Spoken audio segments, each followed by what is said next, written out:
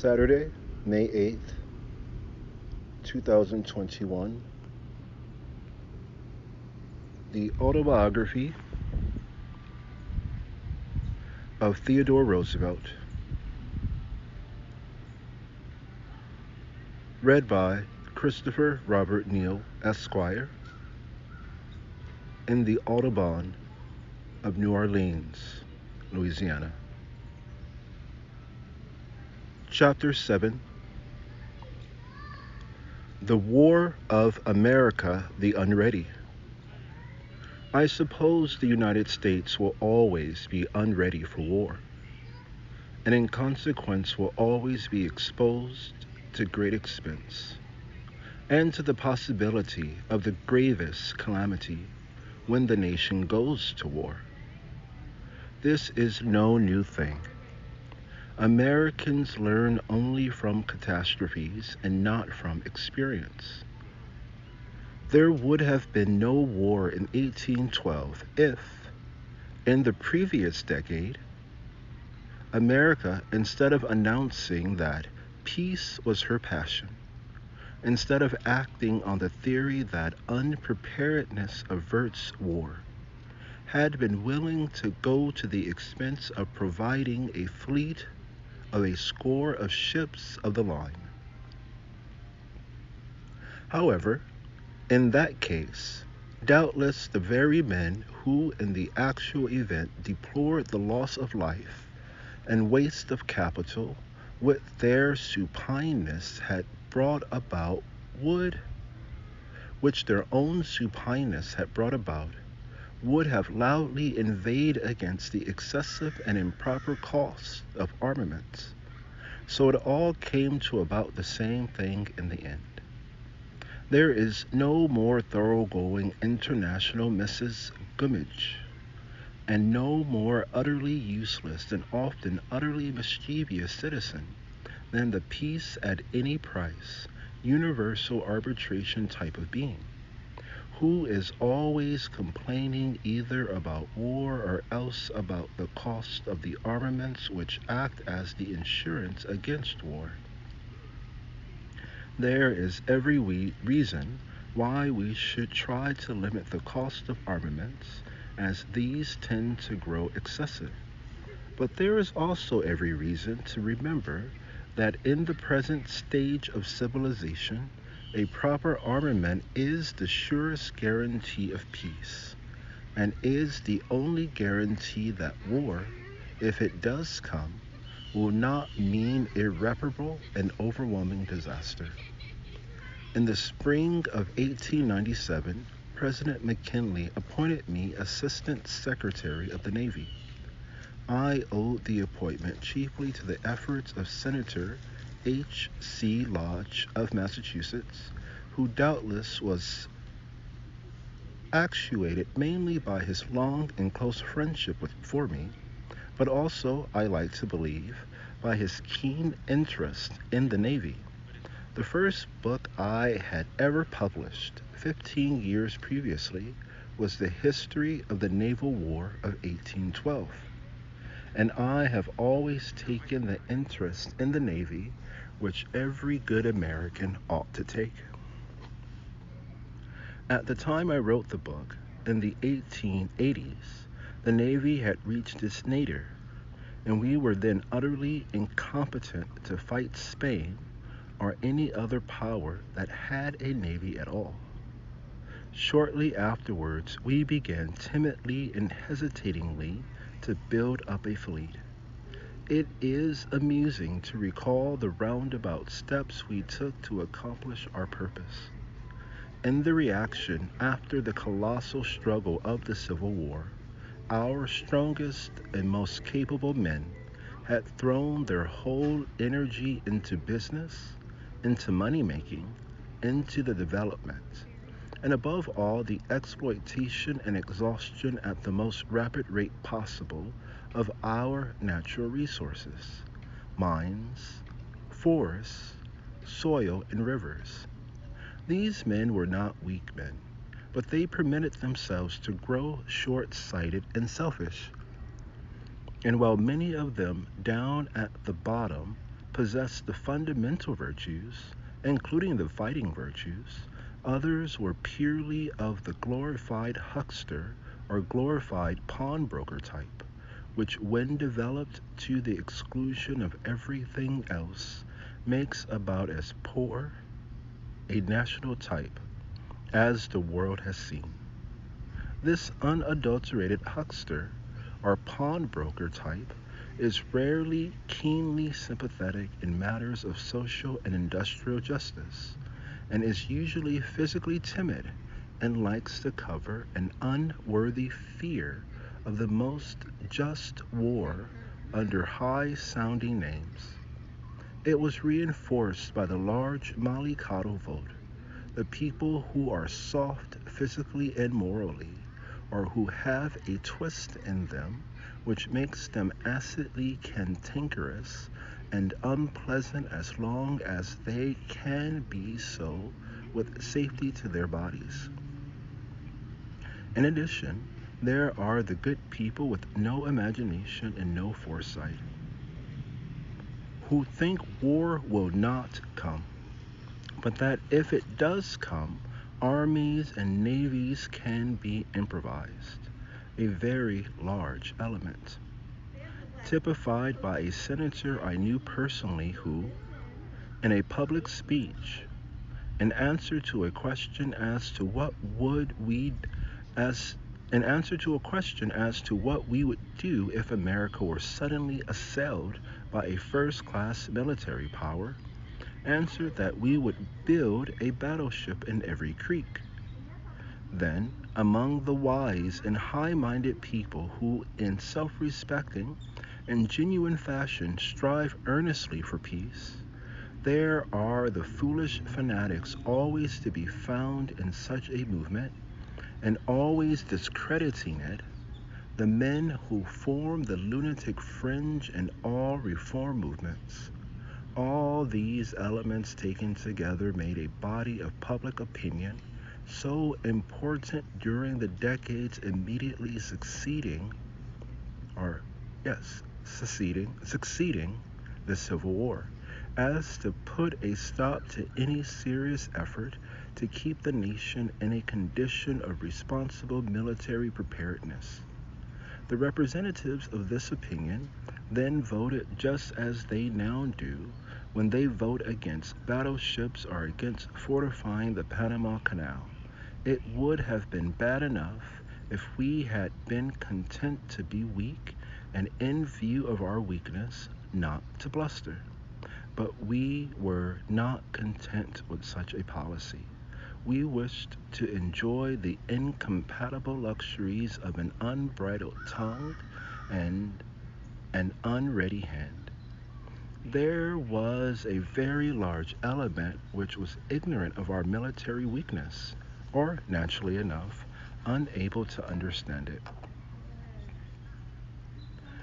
And another large element which liked to please its own vanity by listening to the offensive talk about foreign nations.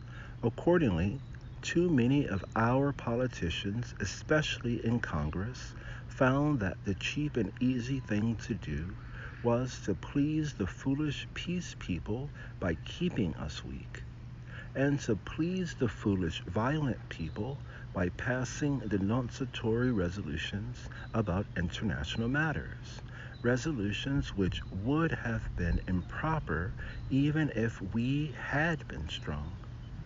The idea was to please both the mollycoddle vote and the vote of the international tail-twisters by upholding, with pretended ardor and mean intelligence, a national policy of peace with insult. I abhor unjust war. I abhor injustice and bullying by the strong at the expense of the weak, whether among nations or individuals. I abhor violence and bloodshed. I believe that war should never be resorted to when, or so long as, it is honorably possible to avoid it. I respect all men and women who, from high motives, with sanity and self-respect, do all they can to avert war. I advocate preparedness for war in order to avert war. And I should never advocate war unless it were the only alternative to dishonor. I describe the folly of which so many of our people were formerly guilty, in order that we may in our own day be on our guard against similar folly. We did not, at the time of which I write, take our foreign duties seriously. And as we combined bluster in speech with refusal to make any preparation whatsoever for action, we were not taken seriously in return. We did not, at the time of which I write, take our foreign duties seriously. And as we combined bluster in speech with refusal to make any preparation whatsoever for action, we were not taken seriously in return. Gradually, a slight change for the better occurred, the writings of Captain Mahan playing no small part therein. We built some modern cruisers to start with. The people who felt that battleships were wicked compromising with their misguided consciences by saying that the cruisers could be used to protect our commerce, which they could not be unless they had battleships to back them. Then we attempted to build more powerful fighting vessels, and there was a section of the public which regarded battleships as possessing a name immorally suggestive of violence. We compromised by calling the new ships armored cruisers and making them combine with exquisite nicety all the defects and none of the virtues of both types. Then we got to the point of building battleships, but there still remained a public opinion, as old as the time of Jefferson, which thought that in the event of war, all our problems ought to be one of coast defense, that we should do nothing except repel attack, an attitude about as sensible as that of a prize fighter who expected to win by merely parrying instead of hitting. To meet the susceptibilities of this large class of well-meaning people, we provided for the battleships under the name of coast defense battleships, meaning thereby that we did not make them quite as seaworthy as they ought to have been, or with quite as much coal capacity as they ought to have had. Then we decided to build real battleships, but there still remained a lingering remnant of public opinion that clung to the coast defense theory, and we met this in beautiful fashion by providing for sea-going coast defense battleships. The fact that the name was a contradiction in terms being of very small consequence compared to the fact that we did thereby get real battleships. Our men had to be trained to handle the ships singly and in fleet formation, and they had to be trained to use the new weapons of precision with which the ships were armed. Not a few of the older officers, kept in the service under our foolish rule of pure seniority promotion, were not competent for the task, but a proportion of the older officers were excellent. And this was true of almost all the younger officers. They were naturally first-class men. Trained in the admirable naval school at Annapolis. They were overjoyed that at least they were given proper instruments to work with, and they speedily grew to handle these ships individually in the best fashion.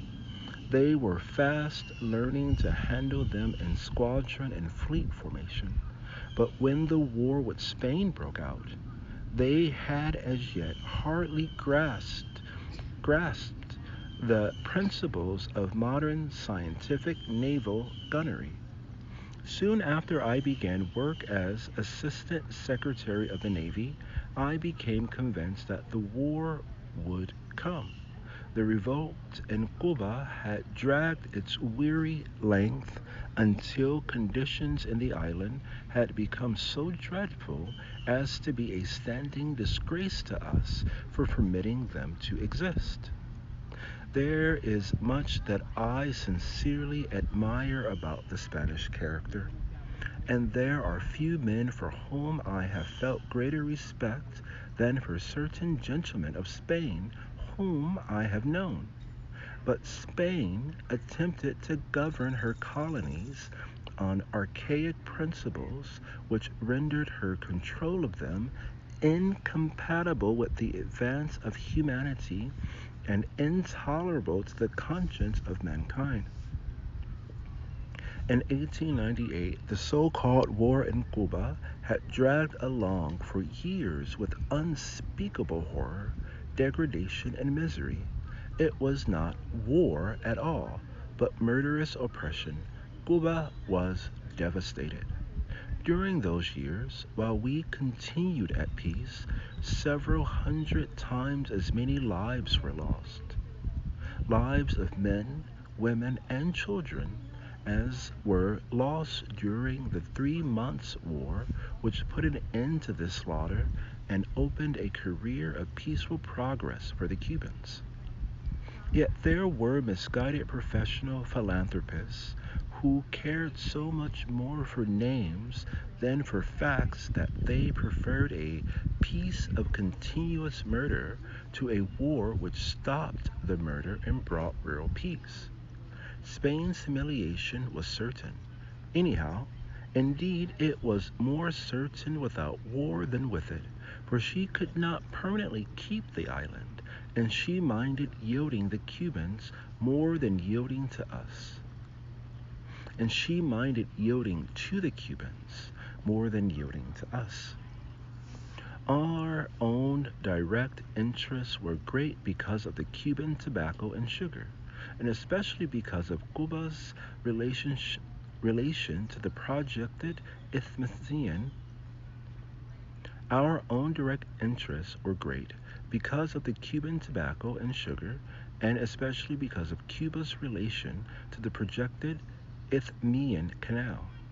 But even greater were our interests from the standpoint of humanity. Cuba was at our very doors. It was a dreadful thing for us to sit supinely and watch her death agony. It was our duty, even more from the standpoint of national honor than from the standpoint of national interest, to stop the devastation and destruction. Because of these considerations, I favored war, and today, when in retrospect it is easier to see things clearly, there are few humane and honorable men who do not believe that the war was both just and necessary.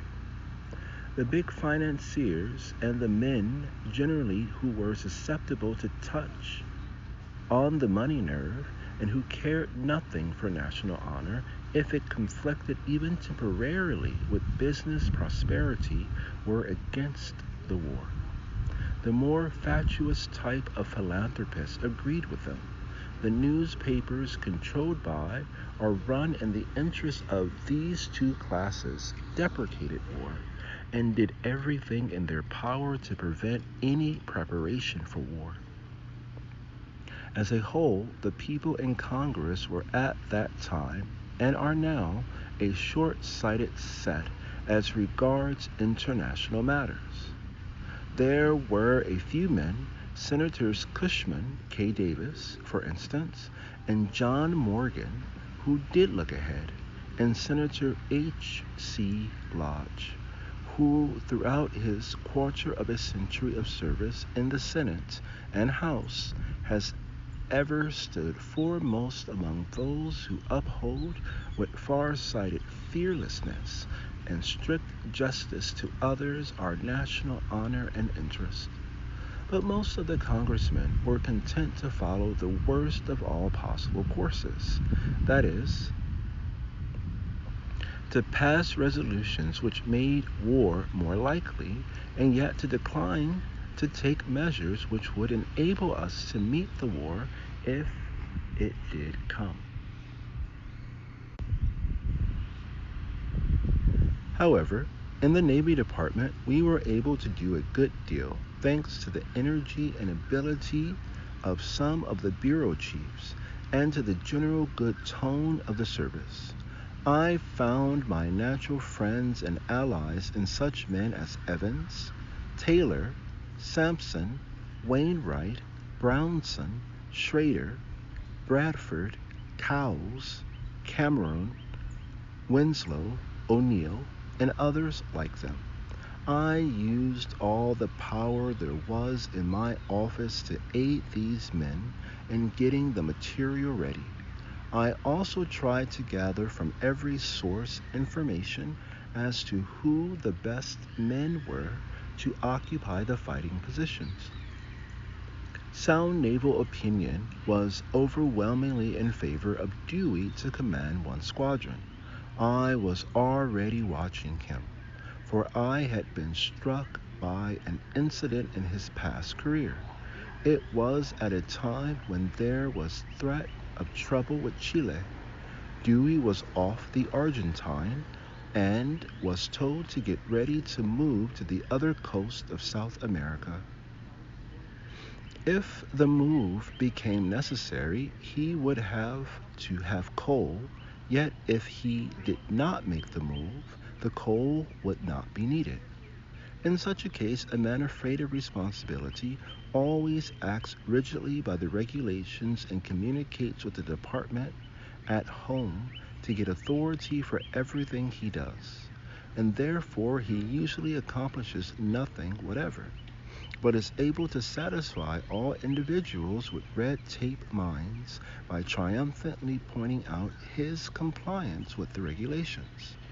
In a crisis, the man worth his salt is the man who meets the needs of the situation in whatever way is necessary. Dewey purchased the coal and was ready to move at once if need arose. The affair blew over. The need to move did not occur, and for some time there seemed to be a chance that Dewey would get into trouble over having purchased the coal, for our people are like almost all other peoples in requiring responsible officers under such conditions to decide at their own personal peril, no matter which course they follow. However, the people higher up ultimately stood by Dewey. The incident made me feel that here was a man who could be relied upon to prepare in advance and to act promptly, fearlessly and on his own responsibility when the emergency arose. Accordingly, I did my best to get him in command of the Asiatic fleet, the fleet where it was most essential to have a man who would act without referring things back to the home authorities. An officer senior to him, of the respectable commonplace type, was being pushed by certain politicians who I knew had influence with the Navy Department and with the President. I would have preferred to see Dewey get the appointment without appealing to any politician at all. But while this was my preference, the essential thing was to get him the appointment.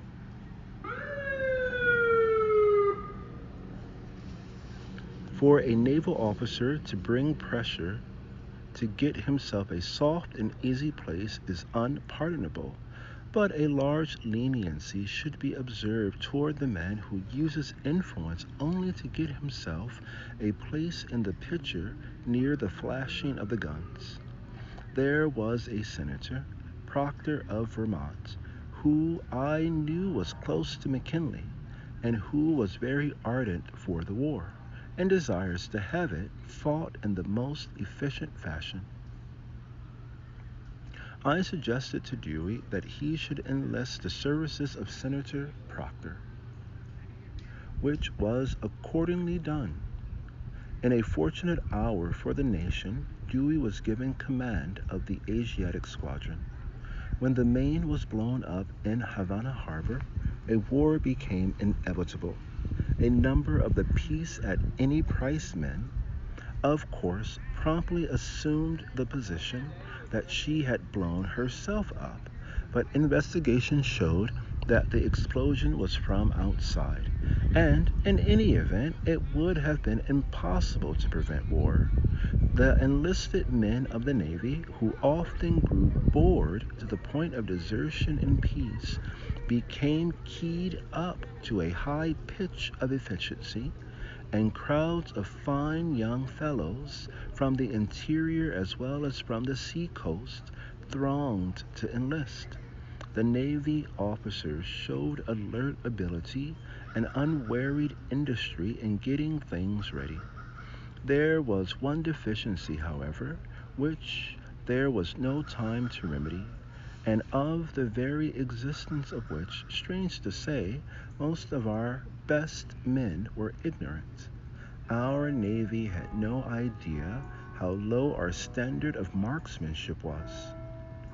We had not realized that the modern battleship had become such a complicated piece of mechanism that the old methods of training in marksmanship were as obsolete as the old muzzle-loading broadside guns themselves. Almost the only man in the Navy who fully realized this was our naval attaché at Paris, Lieutenant Sims. He wrote letter after letter pointing out how frightfully backward we were in marksmanship. I was much impressed by his letters, but Wainwright was about the only other man who was.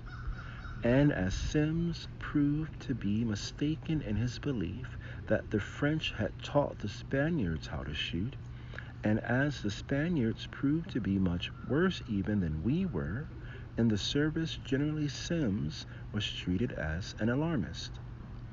But although I at first partly acquiesced in this view, I grew uneasy when I studied the small portions of hits to shots made by our vessels in battle.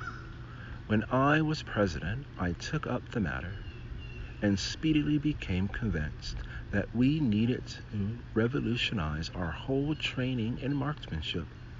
Sims was given the lead in organizing and introducing the new system, and to him, more than to any other one man, was due the astonishing progress made by our fleet in this respect, a progress which made the fleet, gun for gun, at least 3 times as effective, in point of fighting efficiency in 1908 as it was in 1902. The shots that hit are the shots that count. Like the people, the government was for a long time unwilling to prepare for war because so many honest but misguided men believed that the preparation itself tended to bring on the war. I did not in the least share this feeling, and whenever I was left as acting secretary, I did everything in my power to put us in readiness. I knew that in the event of war, Dewey could be slipped like a wolfhound from a leash. I was sure that if he were given half a chance, he would strike instantly and with telling effect. And I made up my mind that all I could do to give him that half chance should be done. I was in the closest touch with Senator Lodge throughout this period, and either consulted him about or notified him of all the moves I was taking. By the end of February, I felt it was vital to send Dewey, as well as each of our other commanders who were not in home waters, instructions that would enable him to be in readiness for immediate action. On the afternoon of Saturday, February 25, when I was acting secretary, Lodge called on me as I was preparing the order. which, as it was addressed to the men of the right stamp, was of much importance to the subsequent operations. Admiral Dewey speaks of the incident as follows in his autobiography. The first real step as regards naval preparations was taken on February 25 when telegraphic instructions were sent to the Asiatic, European, and South Atlantic squadrons to rendezvous at certain convenient points where, should war break out, they would be most available. The message to the Asiatic squadron bore the signature of that assistant secretary who had seized the opportunity while acting secretary to hasten preparations for a conflict which was inevitable. As Mr. Roosevelt reasoned, precautions for readiness would cost little in time of peace, and yet would be invaluable in case of war. His cablegram was as follows. Washington, February 25, 1898. Dewey, Hong Kong. Order the squadron, except the Monocacy,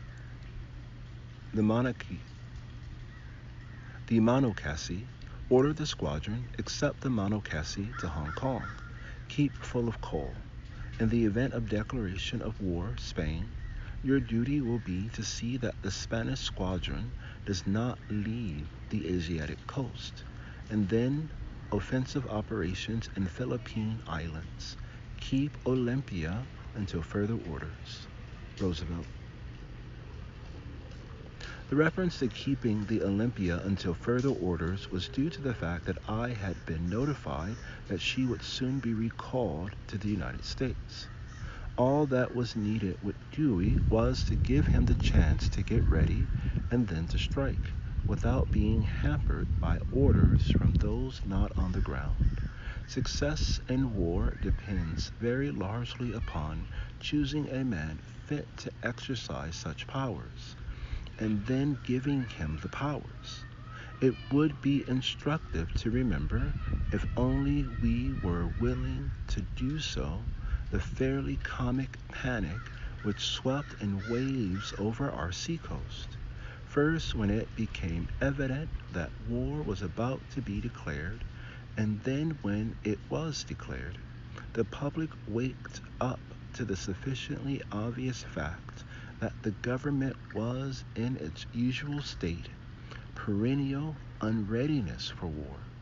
Thereupon the people of the seaboard district passed at one bound from unreasoning confidence that war never could come to unreasoning fear as to what might happen now that it had come. That acute philosopher, Mr. Dewey, proclaimed that in the Spanish War we were in a dream, but that the Spaniards were in a trance. This just about summed up the facts. Our people had for decades scoffed at the thought of making ready for possible war.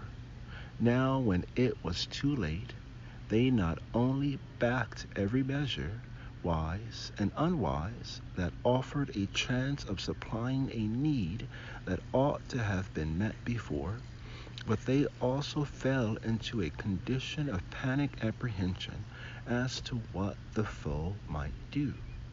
For years we had been saying, just as any number of our people now say, that no nation would venture to attack us.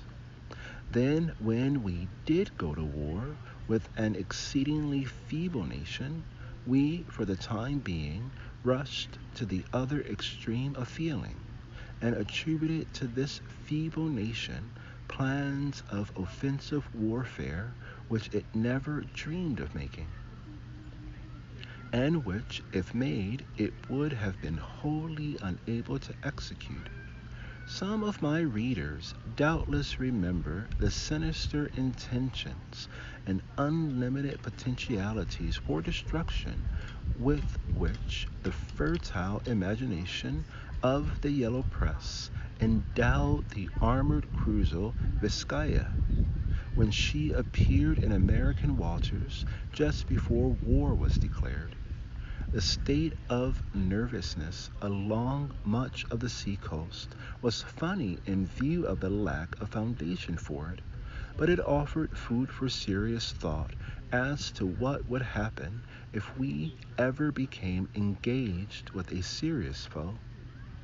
The governor of one state actually announced that he would not permit the National Guard of that state to leave its borders, the idea being to retain it against a possible Spanish invasion. So many of the businessmen of the city of Boston took their securities inland to Worcester that the safe deposit companies of Worcester proved unable to take care of them. In my own neighborhood on Long Island, clauses were gravely put into leases to the effect that if the property were destroyed by the Spaniards, the lease should lapse. As Assistant Secretary of the Navy, I had every conceivable and possible request made to me. Members of Congress who had actively opposed building any navy came clamorously around to ask each for a ship for some special purpose or protection connected with his district.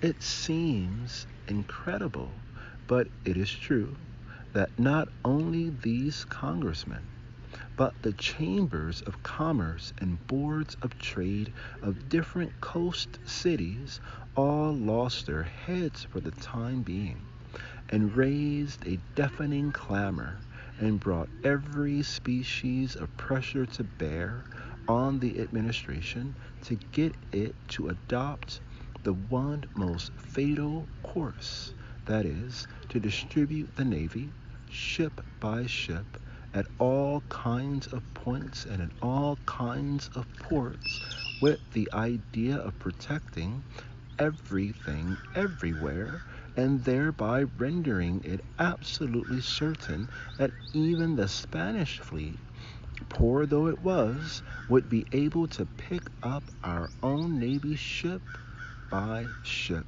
in detail. One congressman besought me for a ship to protect Jekyll Island off the coast of Georgia, an island which derived its sole consequence because it contained the winter homes of certain millionaires. A lady whose husband occupied a very influential position and who was normally a most admirable and sensible woman, came to insist that a ship should be anchored off a huge seaside hotel because she had a house in the neighborhood. There were many such instances. One stood out above the others. A certain seaboard state contained in its congressional delegation one of the most influential men in the Senate and one of the most influential men in the lower house. These two men had been worse than lukewarm about building up the Navy, and had scoffed at the idea of there ever being any danger from any foreign power. With the advent of war, the feelings of their constituents, and therefore their own feelings, suffered an immediate change, and they demanded that a ship be anchored in the harbor of their city as a protection. Getting no comfort from me, they went higher up and became a kind of permanent committee in attendance upon the president. They were very influential men in the houses with whom it was important for the administration to keep on good terms, and moreover, they possessed a pertinacity as great as the widow who won her case from the unjust judge. Finally, the president gave in and notified me to see that a ship was sent to the city in question. I was bound that, as long as a ship had to be sent, it should not be a ship worth anything. Accordingly, a Civil War monitor with one smooth bore gun, managed by a crew of about 21 naval militia, was sent to the city in question under convoy of a tug. It was a hazardous trip for the unfortunate naval militiamen, but it was safely accomplished, and joy and peace descended upon the senator and the congressman, and upon the president whom they had jointly harassed. Incidentally, the fact that the protecting war vessel would not have been a formidable foe to any antagonist of much more modern construction than the galleys of Alcibiades seemed to disturb nobody.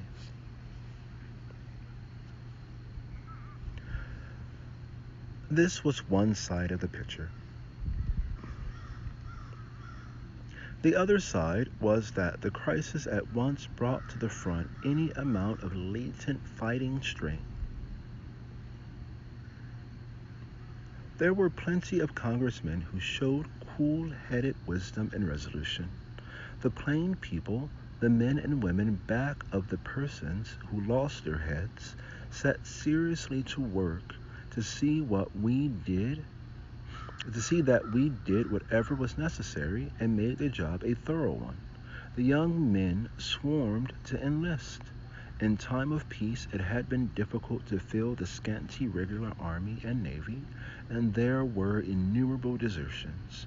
Now the ships and regiments were over-enlisted, and so many deserters returned in order to fight that it became difficult to decide what to do with them.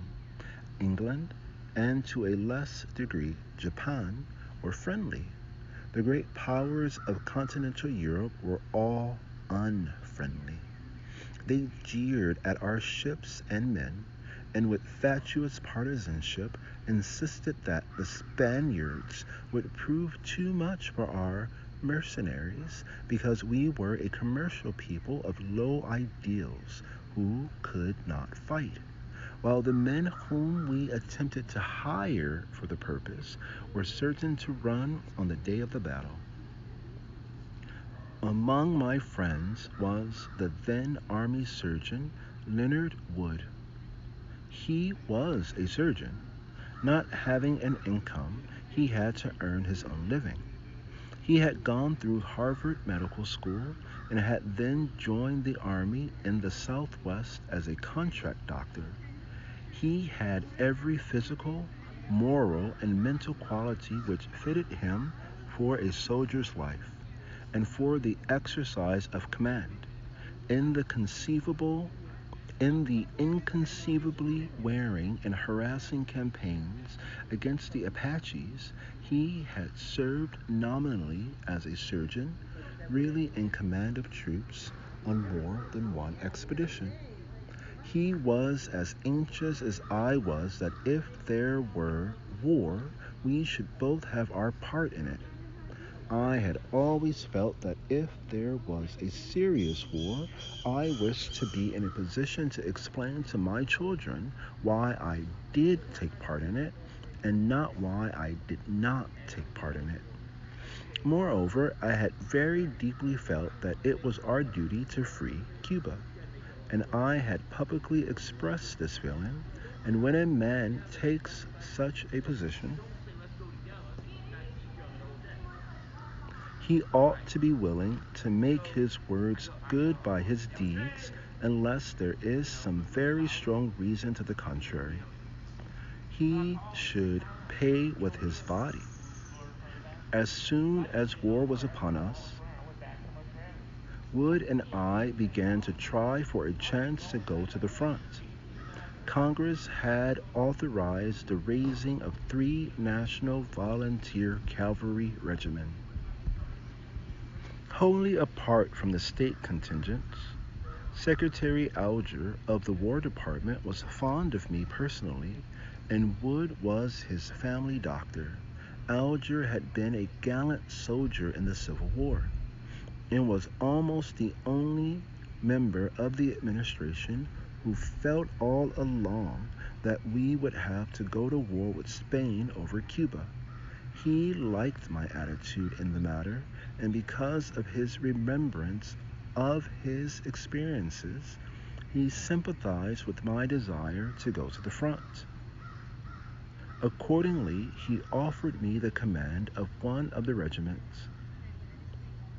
I told him that after 6 weeks' service in the field, I would feel competent to handle the regiment, but that I would not know how to equip it or how to get it into the first action, but that Wood was entirely competent at once to take command, and that if he would make Wood colonel, I would accept the lieutenant colonelcy.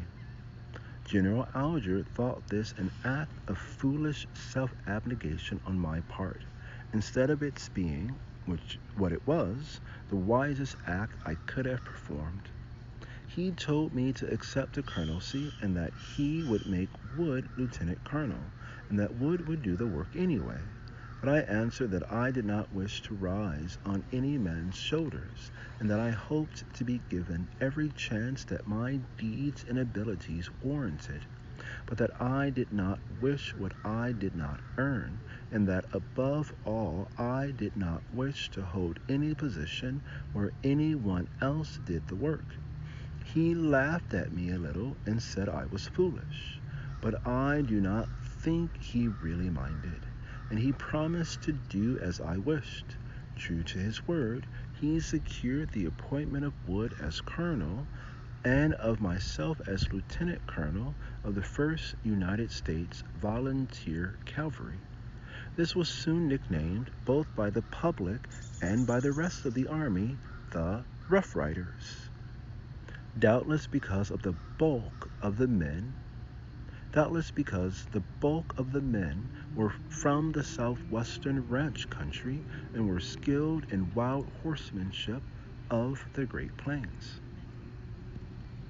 Wood instantly began the work of raising the regiment. He first assembled several old non-commissioned officers of experience, put them in office, and gave them blanks for requisitions for the full equipment of a cavalry regiment. He selected San Antonio as the gathering place, as it was in a good horse country near the Gulf from some port on which we would have to embark, and near an old arsenal and an old army post from which we got a good deal of stuff, some of it practically condemned, but which we found serviceable at a pinch, and much better than nothing. He organized a horse board in Texas and began purchasing all horses that were not too big and were sound. A day or two after he was commissioned, he wrote out in the office of the Secretary of War, under his authority, telegrams to the governors of Arizona, New Mexico, Oklahoma, and Indiana Territory, in substance as follows: the President desires to raise volunteers in your territory to form part of a regiment of mounted riflemen to be commanded by Leonard Wood, Colonel, Theodore Roosevelt, Lieutenant Colonel. He desires that the men selected should be young, sound, good shots, and good riders, and that you expedite by all means in your power the enrollment of these men. Signed, R.A. Alger, Secretary of War. As soon as he had attended to a few more odds and ends, he left Washington, and the day after his arrival in San Antonio, the troops began to arrive.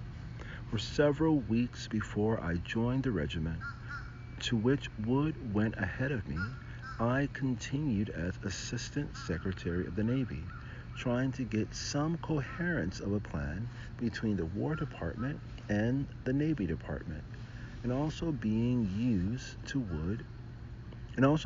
by Wood to finish getting the equipment for the regiment. As regards finding out what the plans of the War Department were, the task was simple. They had no plans. Even during the final months before the outbreak of hostilities Even during the final months before the outbreak of hostilities, very little was done in the way of efficient preparation.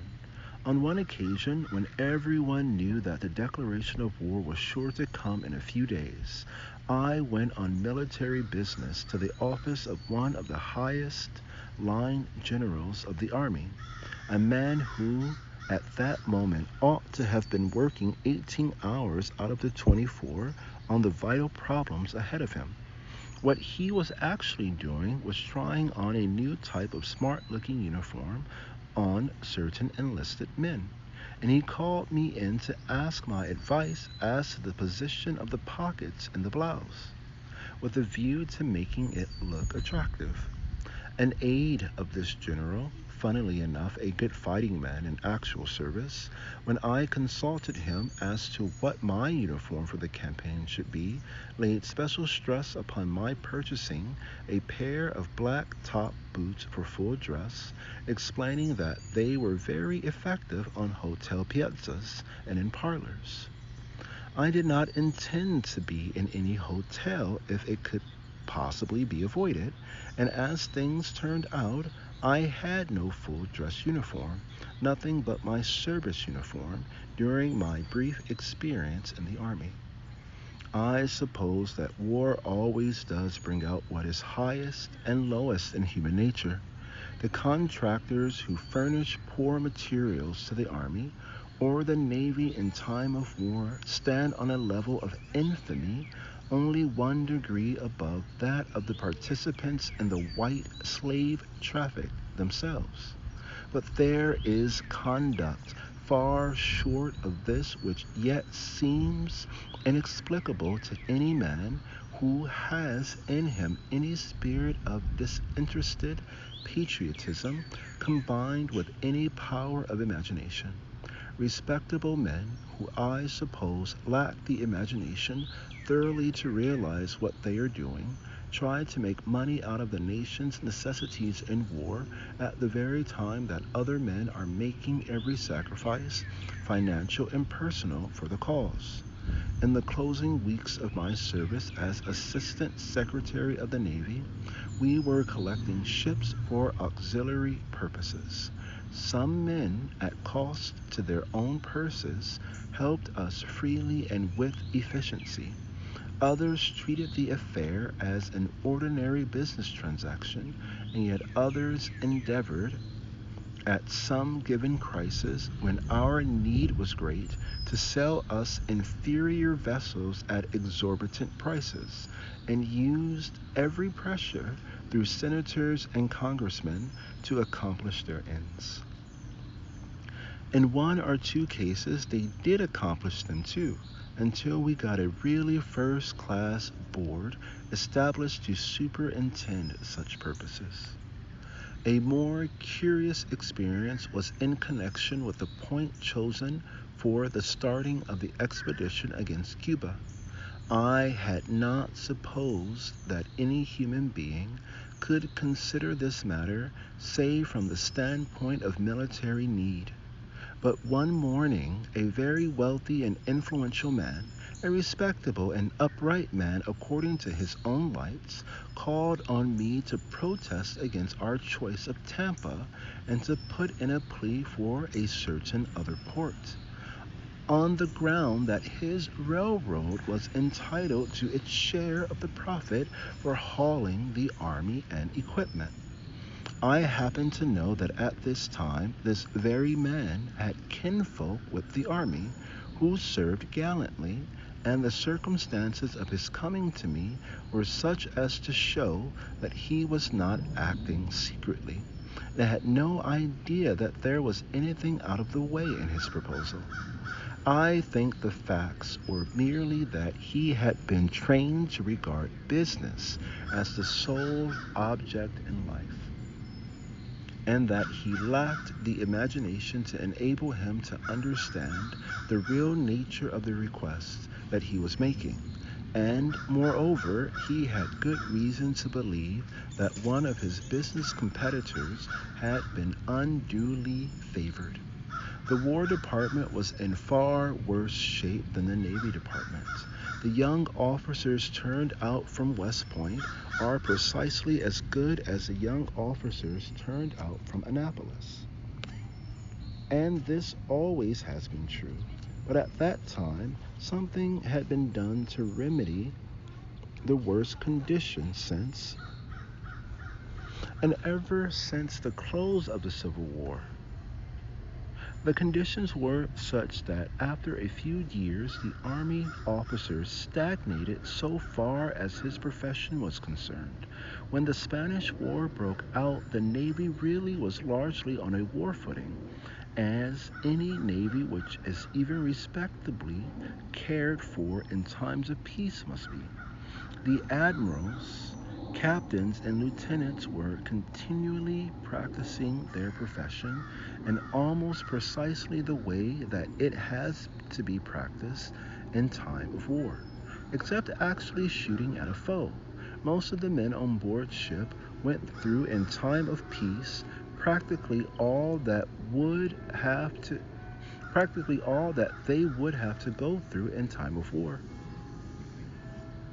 The heads of bureaus in the Navy were for the most part men who had seen sea service, who expected to return to sea service, and who were preparing for needs which they themselves knew by experience.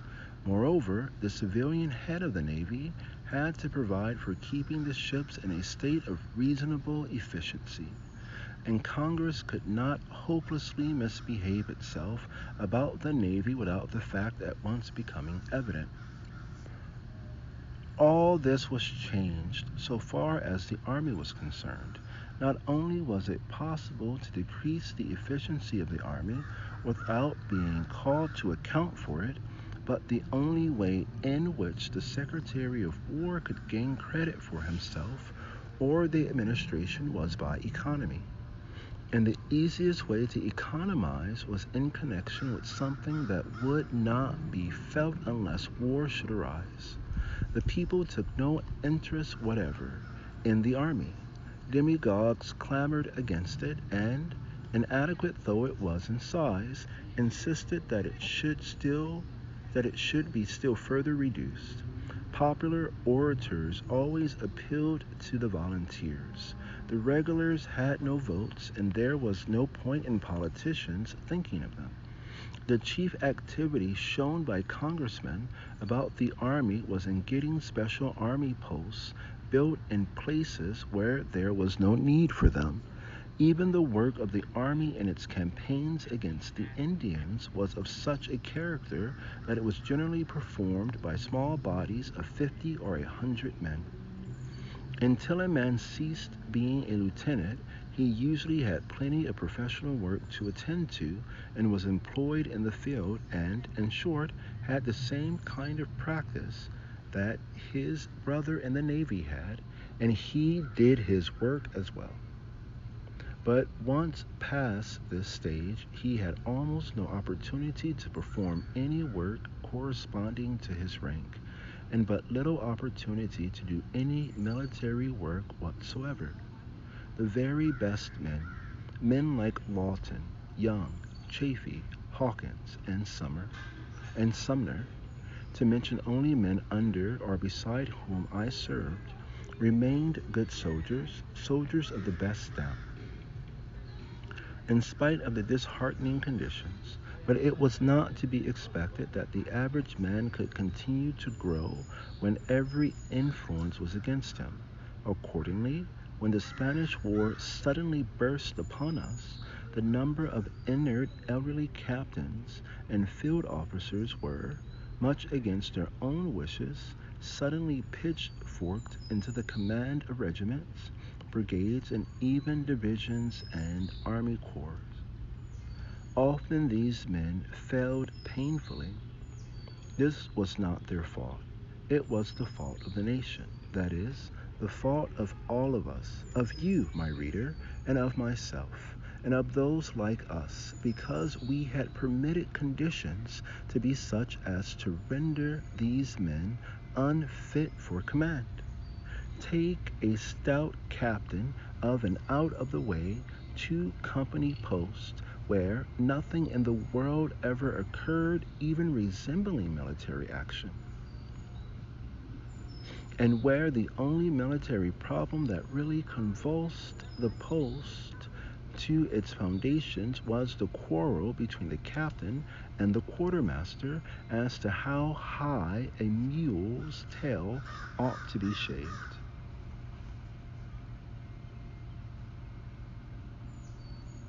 I am speaking of an actual incident. What could be expected of such a man, even though 35 years before he had been a gallant second lieutenant in the Civil War, if, after this intervening do-nothing period, he was suddenly put in command of raw troops in a midsummer campaign in the tropics? The bureau chiefs were for the most part elderly incompetents, whose idea was to do their routine duties in such a way as to escape the censure of routine bureaucratic superiors and to avoid a congressional investigation. They had not the slightest conception of preparing the army for war. It was impossible that they could have any such conception. The people and the Congress did not wish the army prepared for war, and these editors and philanthropists and peace advocates who felt vaguely that if the army were incompetent, their principles were safe, always inveighed against any proposal to make it efficient, on the ground that this showed a natural bloodthirstiness in the prosperer. When such were the conditions, it was absolutely impossible that either the War Department or the Army could do well in the event of war. Secretary Alger happened to be secretary when war broke out, and all the responsibility for the shortcomings of the department were visited upon his devoted head. He was made the scapegoat for our national shortcomings. The fault was not his. The fault and the responsibility lay with us, the people, who for 33 years had permitted our representatives in Congress and in National Executive Office to bear themselves so that it was absolutely impossible to avoid the great bulk of all the trouble that occurred, and of all the shortcomings of which our people complained during the Spanish War. The chief immediate cause was the conditions of red tape bureaucracy which existed in the War Department at Washington, which had prevented any good organization or the preparation of any good plan of operation for using our men and supplies. The recurrence of these conditions, even though in somewhat less aggravated form, in any future emergency, is as certain as sunrise unless we bring about the principle of a 4 years detail in the staff corps, a principle which Congress has now for years stubbornly refused to grant. There are nations who only need to have peaceful ideals inculcated, and to whom militarism is a curse and a misfortune. There are other nations like our own, so happily situated that the thought of war is never present to their minds. They are wholly free from any tendency improperly to exalt or to practice militarism. These nations should never forget that there must be military ideals no less than peaceful ideals. The exaltation of Nogi's career, set forth so strikingly in Stanley Washburn's little volume on the great Japanese warrior, contains much that is especially needed for us of America, prone as we are to regard the exigencies of a purely commercial and industrial civilization as excusing us from the need of admiring and practicing the heroic and warlike virtues. Our people are not military. We need normally only a small standing army, but there should be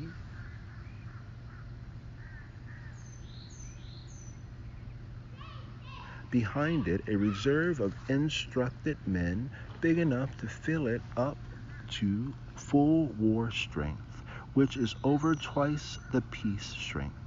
Moreover, the young men of the country should realize that it is the duty of every one of them to prepare himself so that in time of need he may speedily become an efficient soldier. A duty now generally forgotten, but which should be recognized as one of the vitally essential parts of every man's training.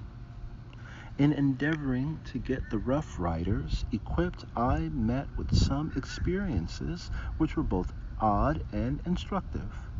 There were not enough arms and other necessaries to go around, and there was keen rivalry among the intelligent and zealous commanders of the volunteer organizations as to who should get first choice. Wood's experience was what enabled us to equip ourselves in short order. There was another cavalry organization whose commander was at the War Department about this time, and we had been eyeing him with much alertness as a rival. One day I asked him what his plans were about arming and drilling his troops, who were precisely the type of our own men. He answered that he expected to give each of the boys 2 revolvers and a lariat, and then just turn them loose. I reported the conversation to Wood, with the remark that we might feel ourselves safe from rivalry in that quarter, and safe we were. In trying to get the equipment, I met with checks and rebuffs, and in return was the cause of worry and concern to various bureau chiefs who were unquestionably estimable men in their private and domestic relations, and who doubtless had been good officers 30 years before, but who were as unfit for modern war as if they were so many smooth bores. One fine old fellow did his best to persuade us to take black powder rifles, explaining with paternal indulgence that no one yet really knew just what smokeless powder might do, and that there was a good deal to be said in favor of having smoke to conceal us from the enemy.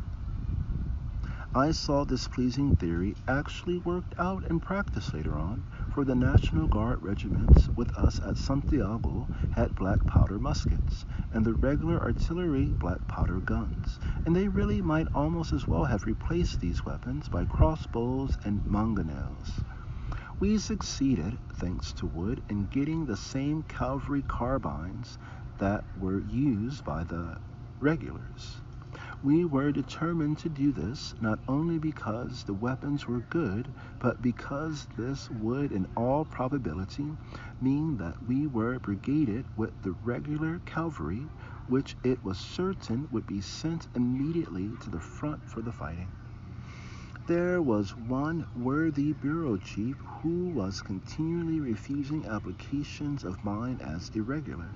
In each case, I would appeal to Secretary Alger, who helped me in every way, and get an order from him countenancing the irregularity. For instance, I found out that as we were nearer the July date than the January date for the issuance of clothing, and as it had long been customary to issue the winter clothing in July, so as to give ample leisure for getting it to all the various posts, it was therefore solemnly proposed to issue this same winter clothing to us who were about to start for a summer campaign in the tropics. This would seem incredible to those who have never dealt with an inert officialdom, a red tape bureaucracy, but such is the fact. I rectified this and got an order for khaki clothing. We were then told we would have to advertise 30 days for horses. This meant that we would have missed the Santiago expedition. So I made another successful appeal to the secretary. Other difficulties came up about wagons and various articles, and in each case the same result followed. On the last occasion, when I came up in triumph with the needed order and worried office head on the last occasion when I came up in triumph with the needed order, the worried office head who bore me no animosity, but who did feel that fate had been very unkind, threw himself back in his chair and exclaimed with a sigh, "Oh dear, I had this office running in such good shape, and then along came the war and upset everything." His feeling was that war was an illegitimate interruption to the work of the Department of War. See 1984. There were, of course, department heads and bureau chiefs and assistants who, in spite of the worthlessness of the system and of the paralyzing conditions that had prevailed, remained first-class men. An example of these were Commissary General Weston. His energy, activity, administrative efficiency, and common sense were supplemented by an eager desire to help everyone do the best that could be done. Both in Washington and again down at Santiago, we owed him very much. When I was president, it was my good fortune to repay him in part our debt, which means the debt of the people of the country, by making him a major general. The regiment assembled at Santiago. When I reached there, the men, rifles, and horses, which were the essentials, were coming in fast, and the saddles, blankets, and the like were also accumulating. Thanks to Wood's exertions, when we reached Tampa, we were rather better equipped than most of the regular regiments. We adhered strictly to field equipment, allowing no luxuries or anything else unnecessary, and so we were able to move off the field when ordered, with our transportation leaving nothing behind. I suppose every man tends to brag about his regiments, but it does seem to me that there never was a regiment better worth bragging about than ours. Wood was an exceptional commander of great power with a remarkable gift for organization. The rank and file were as fine, natural fighting men as ever carried a rifle or rode a horse in any country or any age. We had a number of first-class young fellows from the East, most of them from colleges like Harvard, Yale, and Princeton. But the great majority of the men were Southwesterners from the then territories of Oklahoma, Indian Territory, Arizona, and New Mexico. They were accustomed to the use of firearms, accustomed to taking care of themselves in the open. They were intelligent and self-reliant. They possessed hardihood and endurance and physical prowess, and above all, they had the fighting edge, the cool and resolute fighting temper. They went into the war with full knowledge, having deliberately counted the cost. In the great majority of cases, each man was chiefly anxious to find out what he should do to make the regiment a success. They bought first and last about 800 copies of the cavalry drill regulations and studied them industriously. Such men were practically soldiers to start with in all the essentials. It is small wonder that with them as material to work upon the regiment was raised, armed, equipped, drilled, sent on trains to Tampa, embarked, disembarked, and put through 2 victorious offensive, not defensive fights, in which a third of the officers and 1/5 of the men were killed or wounded, all within 60 days. It is a good record, and it speaks well for the men of the regiment, and it speaks well for Wood. Wood was so busy getting the regiment ready that when I reached San Antonio, he turned most of the drilling of it over to me. This was a piece of good fortune for me, and I drilled the men industriously, mounted and unmounted. I had plenty to learn, and the men and the officers even more, but we went at our work with the heartiest goodwill. We speedily made it evident that there was no room and no mercy for any man who shirked any duty, and we accomplished good results.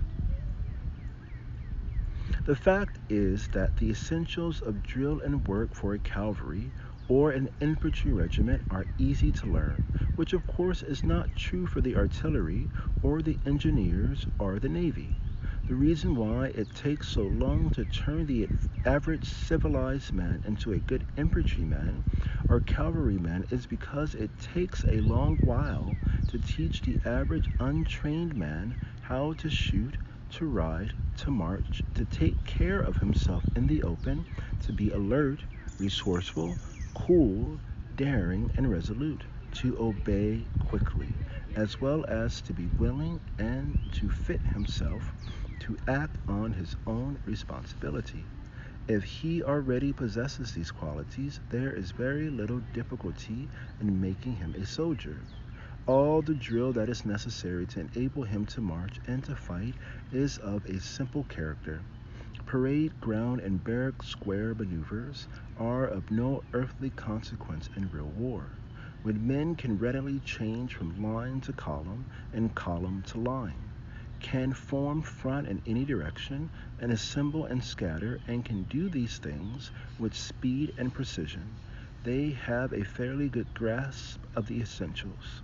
When our regiment reached Tampa, it could already be handled creditably at fast gaits, and both in mass and extended formations, mounted and dismounted. I have served 3 years in the New York National Guard, finally becoming a captain. This experience was invaluable to me and enabled me at once to train the men in the simple drill without which they would have been a mob. For although the drill requirements are simple, they are also absolutely indispensable. But if I had believed that my experience in the National Guard had taught me all that there was to teach about a soldier's career, it would have been better for me not to have been in it at all. There were in the regiment a number of men who had served in the National Guard, and a number of others who had served in the regular army. Some of the latter had served in the field in the West under campaign conditions and were accustomed to long marches, privation, risk, and unexpected emergencies. These men were of the utmost benefit to the regiment. They already knew their profession and could teach and help the others. But if the man had merely served in the National Guard regiment, or in the regular army at some post in a civilized country, where he learned nothing except what could be picked up on the parade ground and in the barracks and in practice marches of a few miles along good roads, then it depended purely upon his own good sense whether he had been helped or hurt by the experience. If he realized that he had learned only 5% of his profession, that there remained 95% to accomplish before he would be a good soldier, why, he had profited immensely. To start with 5% handicap was a very great advantage. And if the man was really a good man, he could not be overtaken. But if the man thought that he had learned all about the profession of a soldier because he had been in the National Guard or in the regular army under the conditions I have described, then he was actually of less use than if he had never had any military experience at all. Such a man was apt to think that nicety of alignment, precision of wheeling, and correctness in the manual of arms were the ends of training and the guarantees of good soldiership, and that from guard mounting to sentry duty, everything in war was to be done in accordance with what he had learned in peace. As a matter of fact, most of what he had learned was never used at all, and some of it had to be unlearned. The one thing, for instance, that a sentry ought never to do in an actual campaign is to walk up and down a line where he will be conspicuous. His business is to lie down somewhere off a ridge crest where he can see anyone approaching, but where a man approaching cannot see him. As for the ceremonies during the really hard part of a campaign, only the barest essentials are kept. Almost all of the junior regular officers and many of the senior regular officers were fine men, but through no fault of their own, had been forced to lead lives that fairly paralyzed their efficiency when the strain of modern war came on them. The routine elderly regular officer who knew nothing whatever of modern war was in most respects nearly as worthless as a raw recruit. The position and commands prescribed in the textbooks were made into fetishes by some of these men, and treated as if they were the ends, instead of the not always important means by which the ends were to be achieved. In the Cuban fighting, for instance, it would have been folly for me to have taken my place in the rear of the regiment, the canonical textbook position. My business was to be where I could keep most command over the regiment, and in a rough and tumble, scrambling fight in thick jungle, this had to depend upon the course of events, and usually meant that I had to be at the front. I saw in that fighting more than one elderly regimental commander who unwittingly rendered the only service he could render to his regiment by taking up his proper position several hundred yards in the rear.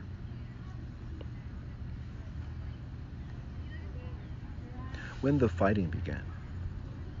For then the regiment disappeared in the jungle, and for its good fortune the commanding officer never saw it again until long after the fight was over. After one Cuban fight, a lieutenant colonel of the regulars in command of a regiment, who had met with just such an experience and had rejoined us at the front several hours after the close of fighting, asked me what my men were doing when the fight began. I answered that they were following in trace in columns of two, and that the instant the shooting began, I deployed them as skirmishers on both sides of the trail. He answered triumphantly, "You can't deploy men as skirmishers from column formation," to which I responded, "Well, I did, and what is more, if any captain had made any difficulty about it, I would have sent him to the rear." My critic was quite correct from the parade ground standpoint. The prescribed orders at that time were to deploy the column first into a line of squads at correct intervals, and then to give an order which, if my memory serves correctly, ran as skirmishers by the right and left flanks at 6 yards, take intervals, march. The order I really gave ran more like, "Scatter out to the right there, quick you, scatter to the left, look alive, look alive." And they looked alive, and they scattered, and each took advantage of cover, and forward went the line. Now I do not wish what I have said to be misunderstood. If ever we have a great war, the bulk of our soldiers will not be men who have had any opportunity to train soul and mind and body so as to meet the iron needs of an actual campaign. Long continued and faithful drill will alone put these men in shape to begin to do their duty. The failure to recognize this on the part of the average man will mean laziness and folly, and not the possession of efficiency. Moreover, if men had been trained to believe, for instance, that they can arbitrate questions of vital interest and national honor, if they have been brought up with flabbiness of moral fiber as well as flabbiness of physique, then there will be need of long and laborious and faithful work to give the needed tone to mind and body. But if the men have in them the right stuff, it is not so difficult. At San Antonio, we entrained for Tampa. In various sociological books by authors of continental Europe, there are gerrymates as to the way in which service in the great European armies, with their minute and machine-like efficiency and regularity, tends to dwarf the capacity for individual initiative among the officers and men. There is no such danger for any officer or man of a volunteer organization in America when our country, with playful lightheartedness, has pranced into war without making any preparation for it. I know no larger or finer field for the display of an advanced individualism than that which opened before us as we went from San Antonio to Tampa, camped there, and embarked on a transport for Cuba. Nobody ever had any definite information to give us, and whatever information we unearthed on our own account was usually wrong. Each of us had to show an alert and not over-scrupulous self-reliance in order to obtain food for his men, provender for his horses, or transportation of any kind for any object. One lesson early impressed on me was that if I wanted anything to eat, it was wise to carry it with me. And if any new war should arise, I would earnestly advise the men of every volunteer organization always to proceed upon the belief that their supplies will not turn up, and to take every opportunity of getting food for themselves. Tampa was a scene of the wildest confusion. There were miles of tracks loaded with cars of the contents of which nobody seemed to have any definite knowledge. General Miles, who was supposed to have supervision over everything, and General Shafter, who had charge of the expedition, were both there. But thanks to the fact that nobody had had any experience in handling even such a small force as ours, about 17,000 men, there was no semblance of order. Wood and I were bound that we should not be left behind when the expedition started. When we were finally informed that it was to leave next morning, we were ordered to go to a certain track to meet a train. We went to the track, but the train never came. Then we were sent to another track to meet another train, and again it never came.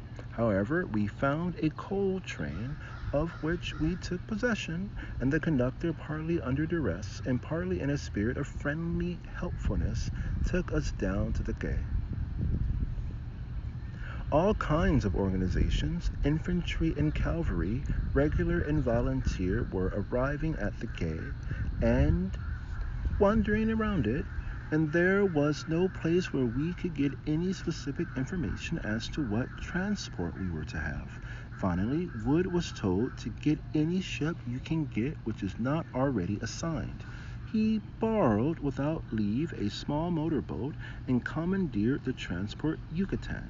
When asked by the captain what his authority was, he reported that he was acting by order of General Shafter and directed the ship to be brought to the dock. He had already sent me word to be ready as soon as the ship touched the pier to put the regiment aboard her. I found that she had already been assigned to a regular regiment and to another volunteer regiment, and it was evident that not more than half of the men assigned to her could possibly get on. I was determined that we would not be among the men left off.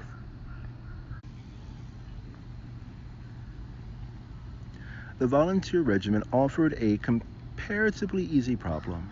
I simply marched my men past them to the allotted place and held the gangway. With the regulars, I had to be a little more diplomatic, because their commander, a lieutenant colonel, was my superior in rank, and also doubtless knew his rights. He sent word to me to make way, to draw my regiment off to one side, and to let his take possession of the gangway. I could see the transport coming in and could dimly make out Wood's figure thereon. Accordingly, I played for time. I sent respectful requests through his officers to the commander of the regulars, entered into parleys, and made protestations until the transport got near enough so that by yelling at the top of my voice, I was able to get into a highly constructive communication with Wood. What he was saying, I had no idea, but he was evidently speaking, and on my own responsibility, I translated it into directions to hold the gangway, and so informed the regulars that I was under the orders of my superior and of a ranking officer, and, to my great regret, etc., etc., could not give way as they desired.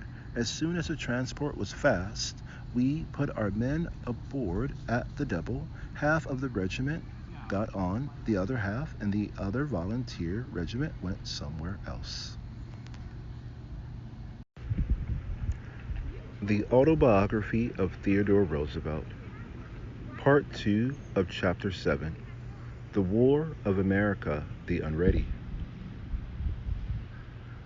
We were kept several days on the transport, which was jammed with men, so that it was hard to move about on the deck. Then the fleet got under way, and we steamed slowly down to Santiago.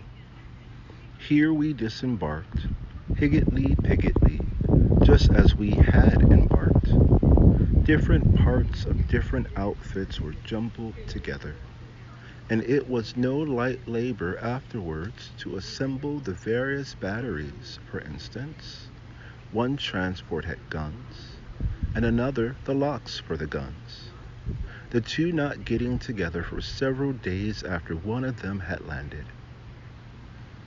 Soldiers went here, provisions went there, and who got ashore first largely depended upon individual activity.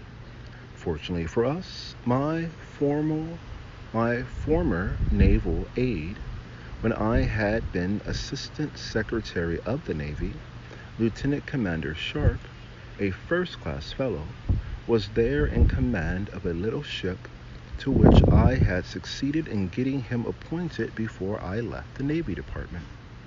He gave us a black pilot who took our transport right inshore, the others following like a flock of sheep, and we disembarked with our rifles, ammunition belts, and not much else. In theory, it was out of our turn, but if we had not disembarked then, heaven only knows when our turn would have come, and we did not intend to be out of the fighting if we could help it.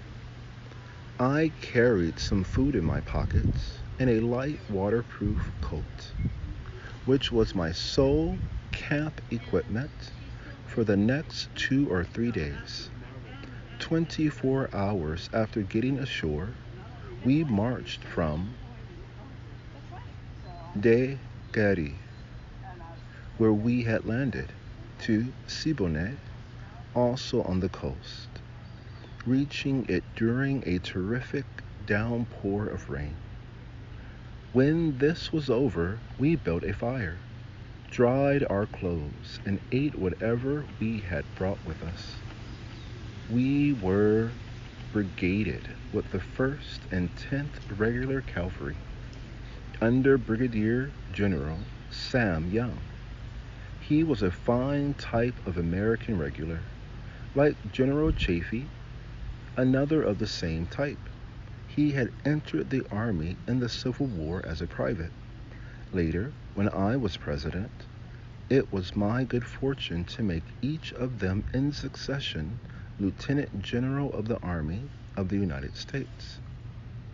When General Young retired and General Chaffee was to take his place, the former sent to the latter his 3 stars to wear on his first official presentation, with a note that they were from Private Young to Private Chaffee. The 2 fine old fellows had served in the ranks, one in the cavalry, one in the infantry in their golden youth, in the days of the Great War nearly half a century before.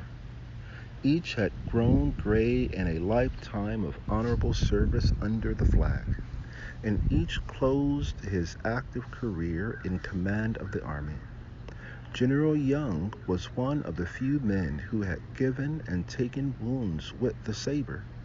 He was an old friend of mine, and when in Washington before starting for the front, he told me that if we got in his brigade, he would put us into the fighting all right. He kept his word. General Young had actively superintended getting his 2 regular regiments, or at least a squadron of each, off the transports, and late that night he sent us word that he had received permission to move at dawn and strike the Spanish advance position. He directed us to move along a ridge trail with our 2 squadrons, 1 squadron having been left at Tampa. While with the 2 squadrons of regulars, 1 of the 1st and 1 of the 10th, under his personal supervision, had marched up the Valley Trail. Accordingly, Wood took us along the hill trail early next morning till we struck the Spaniards and began our fight just as the regulars began the fight in the Valley Trail. It was a mountainous country covered with thick jungle, a most confusing country, and I had an awful time trying to get into the fight and trying to do what was right when in it. And all the while I was thinking that I was the only man who did not know what I was about, and that all the others did. Whereas, as I found out later, pretty much everybody else was as much in the dark as I was. There was no surprise. We struck the Spaniards exactly where we had expected. Then Wood halted us and put us into the fight deliberately and in order. He ordered us to deploy alternately by troops to the right and left of the trail, giving our senior major, Brody, a West Pointer, and as good a soldier as ever wore a uniform, the left wing, while I took the right wing. I was told, if possible, to connect with the regulars who were on the right. In theory, this was excellent, but as the jungle was very dense, the first troop that deployed to the right vanished forthwith, and I never saw it again until the fight was over, having a frightful feeling meanwhile that I might be court-martialed for losing it. The next troop deployed to the left under Brody. Then the third came along, and I started to deploy it to the right as before. By the time the first platoon had gotten into the jungle, I realized that it likewise would disappear until I kept hold of it. I managed to keep possession of the last platoon. One learns fast in a fight, and I marched this platoon and my next 2 troops in column through the jungle without any attempt to deploy until we got on the firing line. This sounds simple, but it was not. I did not know when I had gotten on the firing line. I could hear a good deal of firing, some over to my right at a good distance, and the rest to the left and ahead. I pushed on, expecting to strike the enemy somewhere between. Soon we came to the brink of a deep valley. There was a good deal of crackling of rifle way off in front of us, but as they used smokeless powder, we had no idea as to exactly where they were, or who they were shooting at. Then it dawned on us that we were the target. The bullets began to come overhead, making a sound like the ripping of a silk dress, with sometimes a kind of pop. A few of my men fell, and I deployed the rest, making them lie down and get behind trees. Richard Harding Davis was with us, and as we scanned the landscape with our glasses, it was he who first pointed out to us some Spaniards in a trench, some 3/4 of a mile off. It was difficult to make them out. There were not many of them. However, we finally did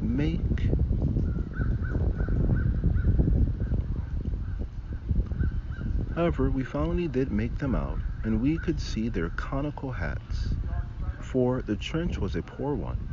We advanced, firing at them, and drove them off.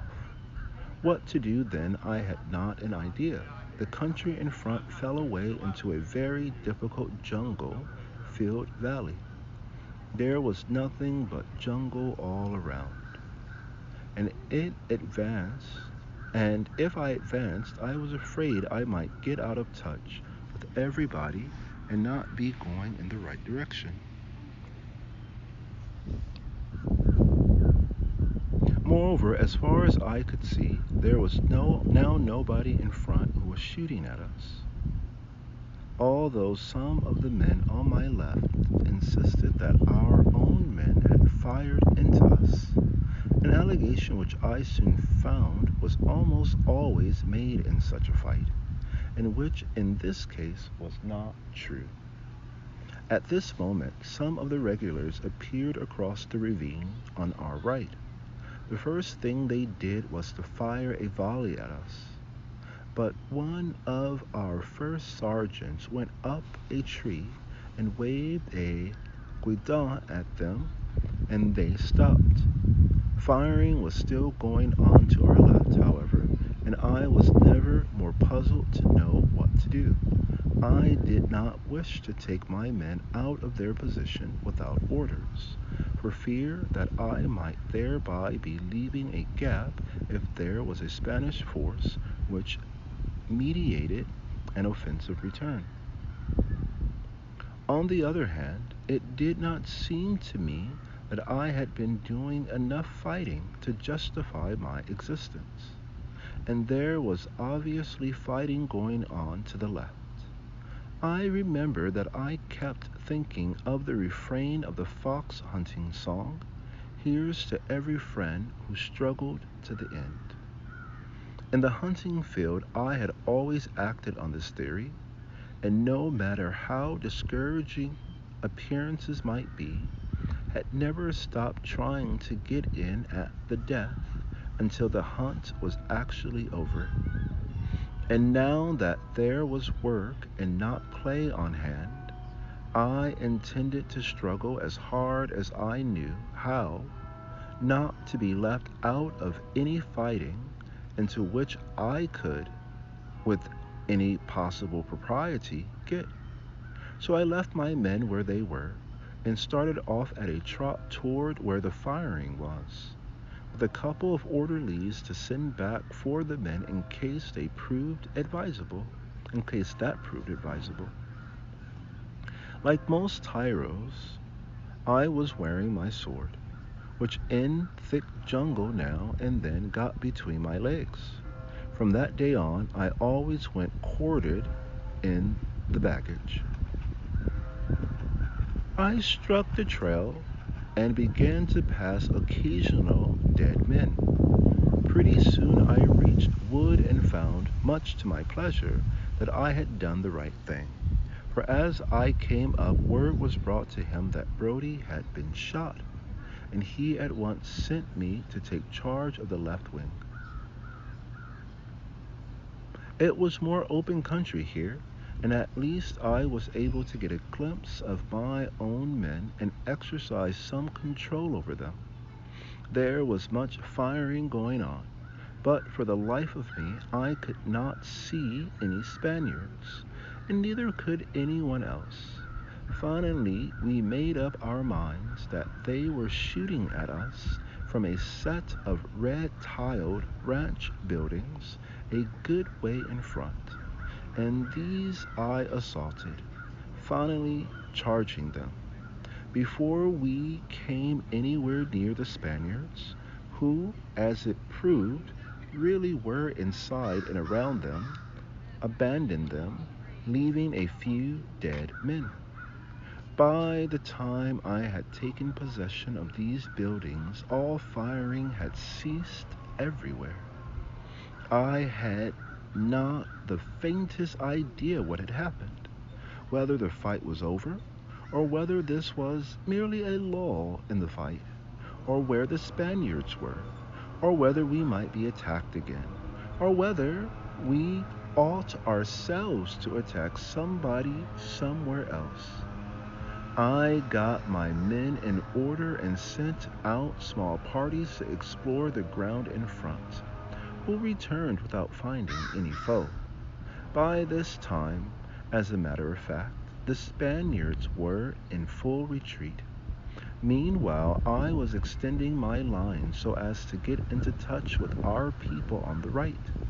Word was brought to me that Wood had been shot, which fortunately proved not to be true.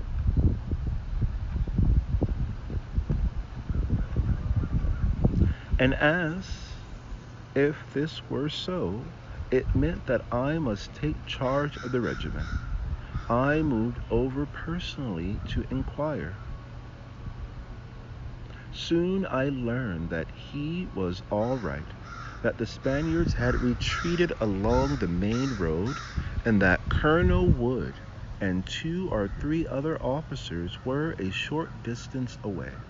Before I reached them, I encountered a captain of the 9th Cavalry, very glum because his troopers had not been up in time to take part in the fight, and he congratulated me with visible effort upon my share in our first victory. I thanked him cordially, not confiding in him that till that moment I myself knew exceeding little about the victory, and proceeded to where Generals Wheeler, Lawton, and Chaffee, who had just come up in company with Wood, were seated on a bank. They expressed appreciation of the way that I had handled my troops, first on the right wing and then on the left. As I was quite prepared to find I had committed some awful sin, I did my best to accept this in a nonchalant manner, and not to look as relieved as I felt, as throughout the morning I had preserved a specious aspect of wisdom, and had commanded first one and then the other wing. The fight was really a capital thing for me, for practically all the men had served under my actual command, and thenceforth felt an enthusiastic belief that I would lead them aright. It was a week after this skirmish before the army made the advance on Santiago. Just before this occurred, General Young was stricken down with fever.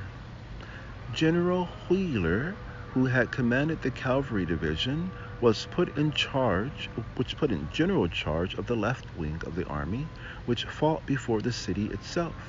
Brigadier General Sam Sumner, an excellent officer who had the 2nd Cavalry Brigade, took command of the cavalry division, and Wood took command of our brigade, while, to my intense delight, I got my regiment.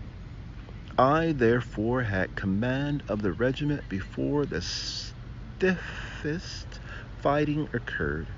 Later, when Wood was put in command in Santiago, I became the brigade commander. Late in the afternoon, we camped at El Pozo.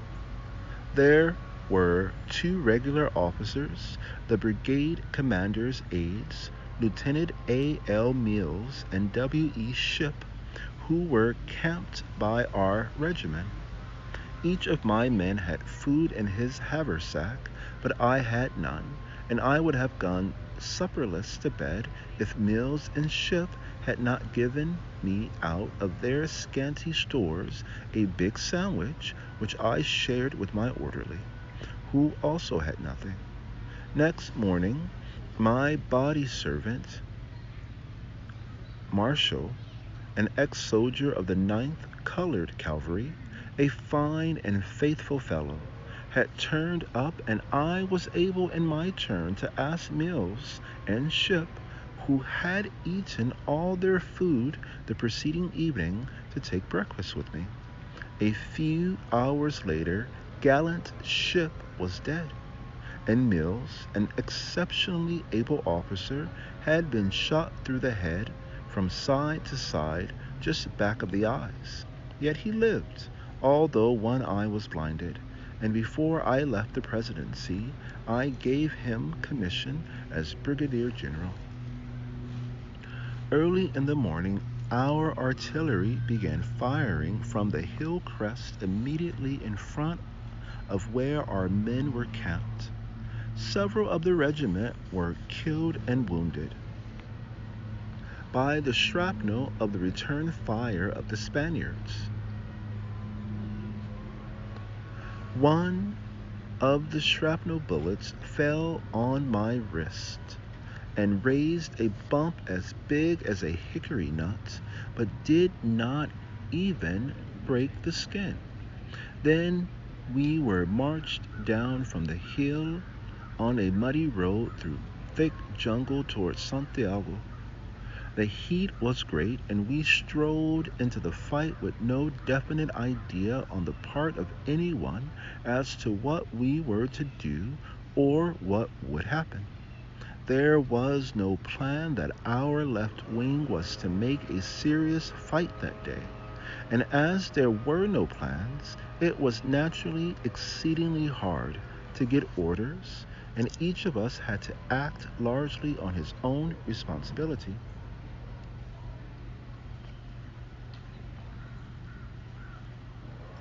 Lawton's infantry division attached the little village of Lawton's infantry division attacked the little village of El Ghani, some miles to the right. Kent's infantry division and Sumner's dismounted cavalry division were supposed to detain the Spanish army in Santiago until Lawton had captured El Ghani. Spanish towns and villages, however, with their massive buildings and natural fortifications, as the French found in the Peninsular War, and as both the French and our people found in Mexico, the Spanish troops in El Caney fought very bravely, as did the Spanish troops in front of us, and it was late in the afternoon before Lawton accomplished his task.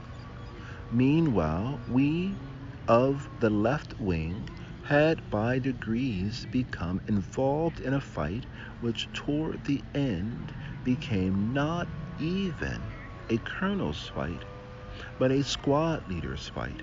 The cavalry division was put at the head of the line. We were told to march forward, cross a little river in front, and then, turning to the right, march up along the stream until we connected with Lawton. Incidentally, this movement would not have brought us into touch with Lawton in any event, but we speedily had to abandon any thought of carrying it out. The maneuver brought us within fair range of the Spanish entrenchments along the line of hills which we called the San Juan Hills, because of one of them was the San Juan blockhouse.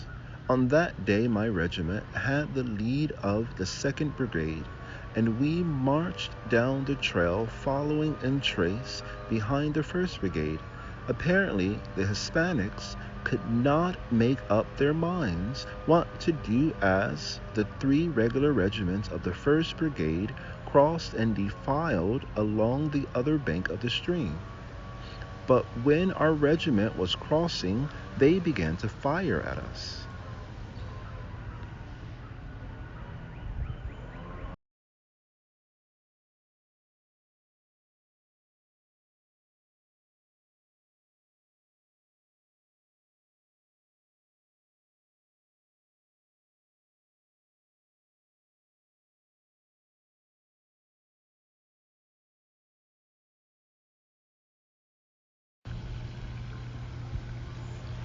Under this flank fire, it soon became impossible to continue the march. The 1st Brigade halted, deployed, and finally began to fire back. Then our brigade was halted. From time to time, some of our men would fall, and I sent repeated word to the rear to try to get authority to attack the hills in front. Finally, General Sumner, who was fighting the division in fine shape, sent word to advance. The word was brought to me by Mills, who said that my orders were to support the regulars in the assault on the hills, and that my objective would be the red tiled ranch house in front, on a hill which we afterwards christened Kettle Hill. I mention Mills, saying this because it was exactly the kind of definite order the giving of which does so much to ensure success in a fight. I mention Mills saying this because it was exactly the kind of definite order the giving of which does so much to ensure success in a fight, and as it prevents all obscurity as to what is to be done, the order to attack did not reach the 1st Brigade until after we ourselves reached it, so that at first there was doubt on the part of their officers whether they were at liberty to join in the advance. I had not enjoyed the Guasimas fight at all, because I had been so uncertain as to what I ought to do. But the San Juan fight was entirely different. The Hispanics, had a hard position to attack, it is true, but we could see them, and I knew exactly how to proceed. I kept on horseback, merely because I found it difficult to convey orders along the line as the men were lying down. And it is always hard to get men to start when they cannot see whether their comrades are also going. So I rode up and down the lines, keeping them straightened out, and gradually worked through line after line until I found myself at the head of the regiment. By the time I had reached the lines of the regulars of the 1st Brigade, I had come to the conclusion that it was silly to stay in the valley firing at the hills, because that was really where we were most exposed, and that the thing to do was to try to rush the entrenchments. Where I struck the regulars, there was no one of superior rank to mine, and after asking why they did not charge, and being answered that they had no orders, I said I would give the order. There was naturally a little reluctance shown by the elderly officer in command to accept my order. So I said, "Then let my men through, sir," and I marched through, followed by my grinning men. The young officers and the enlisted men of the regulars jumped up and joined us. I waved my hat, and we went up the hill with a rush. Having taken it, we looked across at the Hispanics in the trenches under the San Juan blockhouse to our left, which Hawkins' brigade was assaulting.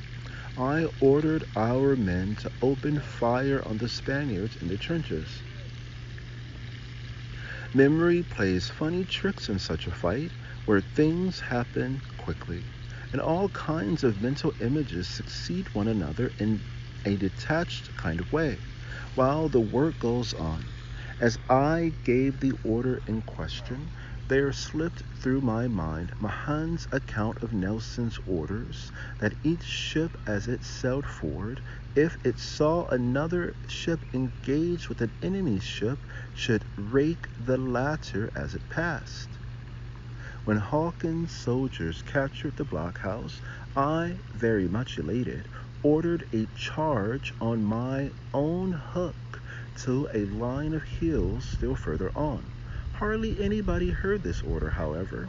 Only 4 men started with me. 3 of whom were shot. I gave one of them, who was only wounded, my canteen of water and ran back, much irritated that I had not been followed, which was quite unjustifiable, because I found that nobody had heard my orders. General Sumner had come up by this time, and I asked his permission to lead the charge. He ordered me to do so, and this time away we went, and stormed the Spanish entrenchments. There was some close fighting, and as we took a few prisoners, we also captured the Spanish provisions and ate them that night with great relish. One of the items was salted flying fish, by the way. There was also bottles of wine and jugs of fiery spirit, and as soon as possible I had these broken, although not before one or two of my men had taken too much liquor.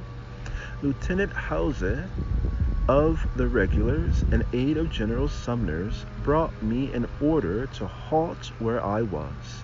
He could not make up his mind to return until he had spent an hour or two with us under fire.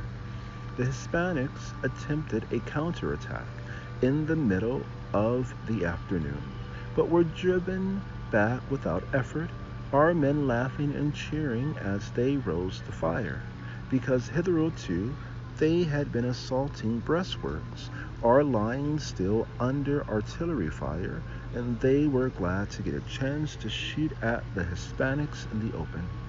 We lay on our arms that night, and as we were drenched with sweat and had no blankets save a few we took from the dead Hispanics, we found even the tropic night chilly before morning came. During the afternoon's fighting, while I was the highest officer at our immediate part of the front, Captains Boughton and Morton of the regular cavalry, two as fine officers as any man could wish to have beside him in battle, came along the firing line to tell me that they had heard a rumor that we might fall back, and that they wished to record their emphatic protest against any such course. I did not believe there was any truth in the rumor, for the Spaniards were utterly incapable of any effective counterattack. However, later in the evening, after the fight, General Wheeler visited us at the front, and he told me to keep myself in readiness, as at any moment it might be decided to fall back. Jack Greenway was beside me when General Wheeler was speaking. I answered, "Well, General, I really don't know whether we would obey an order to fall back. We can take that city by rush, and if we have to move out of here at all, I should be inclined to make the rush in the right direction." Greenway nodded an eager assent. The old general, after a moment's pause, expressed his hearty agreement, and said that he would see that there was no falling back. He had been very sick for a couple of days, but, sick as he was, he managed to get into the fight. He was a gamecock, if ever there was one, but he was in very bad physical shape on the day of the fight. If there had been anyone in high command to supervise and press the attack that afternoon, we would have gone right into Santiago. In my part of the line, the advance was halted only because we received orders not to move forward, but to stay on the crest of the captured hill and hold it.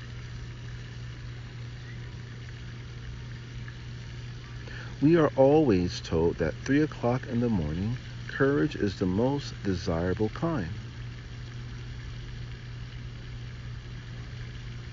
We are always told that 3 o'clock in the morning courage is the most desirable kind. Well, my men and the regulars of the cavalry had just that brand of courage.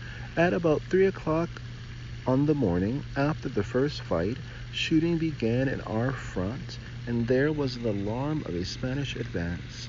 I was never more pleased than to see the way in which the hungry, Tired, shabby men all jumped up and ran forward to the hill crest, so as to be ready for the attack, which, however, did not come. As soon as the sun rose, the Hispanics again opened upon us with artillery. A shell burst between Dave Goodrich and myself, blackening us with powder and killing and wounding several of the men immediately behind us. Next day, the fight turned into a siege. There were some stirring incidents, but for the most part it was trench work. A fortnight later, Santiago surrendered. Wood won his brigadier generalship by the Capitol Way, in which he handled his brigade in the fight, and in the following siege he was put in command of the captured city, and in a few days I succeeded to the command of the brigade. The health of the troops was not good, and speedily became very bad. There was some dysentery and a little yellow fever, but most of the trouble was from a severe form of malarial fever. The Washington authorities had behaved better than those in actual command of the expedition at one crisis. Immediately after the first day's fighting around Santiago, the latter had hinted by cable to Washington that they might like to withdraw, and Washington had emphatically vetoed the proposal. I record this all the more gladly because there was not too many gleams of good sense shown in the home management of the war, although I wish to repeat that the real blame for this rested primarily with us ourselves, mea culpa, the people of the United States, who had for years pursued in military matters a policy that rendered it certain that there would be ineptitude and failure in high places if ever a crisis came. After the siege, the people in Washington showed no knowledge whatever of the conditions around Santiago and proposed to keep the army there. This would have meant that at least 3/4 of the men would have either died or have been permanently invalided, as a virulent form of malaria was widespread. And there was a steady growth of dysentery and other complaints. No object of any kind was to be gained by keeping the army in or near the captured city. General Shafter tried his best to get the Washington authorities to order the army home. As he failed to accomplish anything, he called a council of the division and brigade commanders and the chief medical officers to consult over the situation. Although I had command of a brigade, I was only a colonel, and so I did not intend to attend, but the general informed me that I was particularly wanted, and I accordingly went. At the council, General Shafter asked the medical authorities as to the conditions, and they united in informing him that they were very bad, and were certain to grow much worse, and that in order to avoid frightful ravages from disease, chiefly due to malaria, the army should be sent back at once to some part of the northern United States. The general then explained that he could not get the War Department to understand the situation, that he could not get the attention of the public, and that he felt that there should be some authoritative publication which would make the War Department take action before it was too late to avert the ruin of the army. All who were in the room expressed their agreement. Then the reason for my being present came out. It was explained to me by General Shafter and by others that as I was a volunteer officer and intended immediately to return to civil life, I could afford to take risks which the regular army men could not afford to take and ought not to be expected to take, and that therefore I ought to make the publication in question. because to incur the hostility of the War Department would not make any difference to me, whereas it would be destructive to the men in the regular army or to those who hoped to get into the regular army. I thought this true, and said I would write a letter or make a statement which could then be published. Brigadier General Ames, who was in the same position that I was, also announced that he would make a statement. When I left the meeting, it was understood that I was to make my statement as an interview in the press, but Wood, who was by that time Brigadier General commanding the city of Santiago, gave me a quiet hint to put my statement in the form of a letter to General Shafter, and this I accordingly did. When I had written my letter, the correspondent of the Associated Press, who had been informed by others of what had occurred, accompanied me to General Shafter. I presented the letter to General Shafter, who waved it away and said, "I don't want to take it. Do whatever you wish with it." I, however, insisted on handing it to him, whereupon he shoved it toward the correspondent of the Associated Press, who took hold of it, and I released my hold. General Ames made a statement direct to the correspondent, and also sent a cable to the Assistant Secretary of the Navy at Washington, a copy of which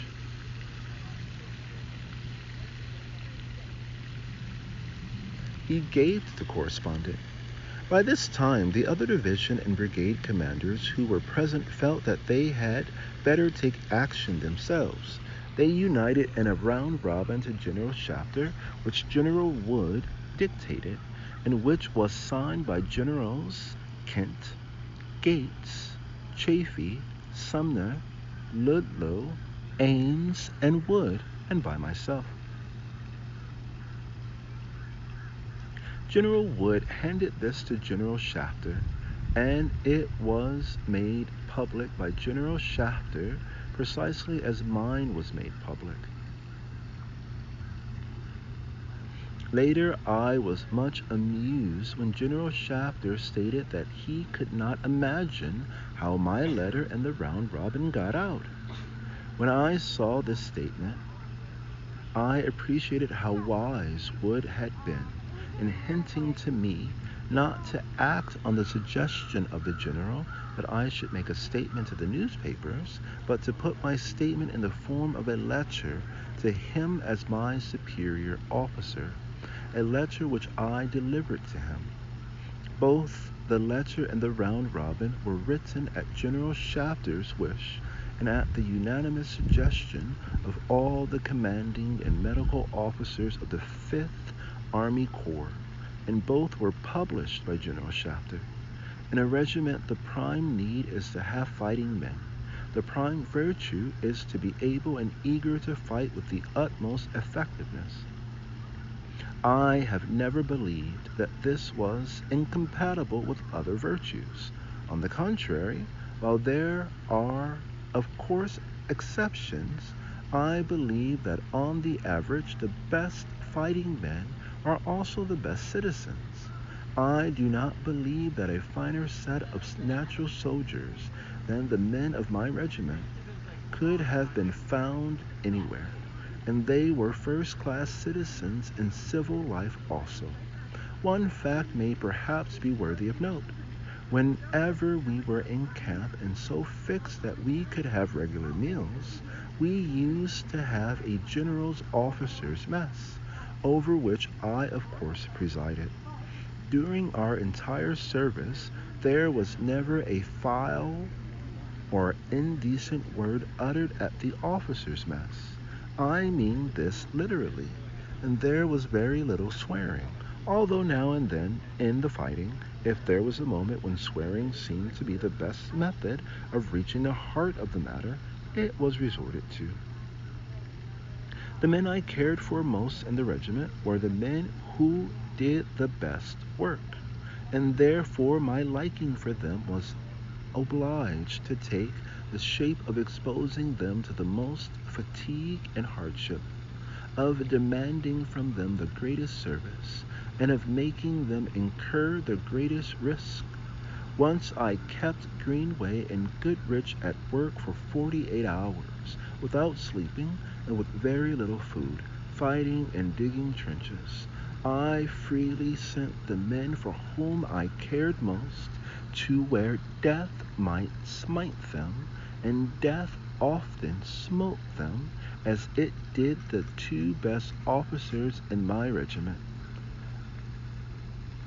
Allen Capron and Bucky O'Neill.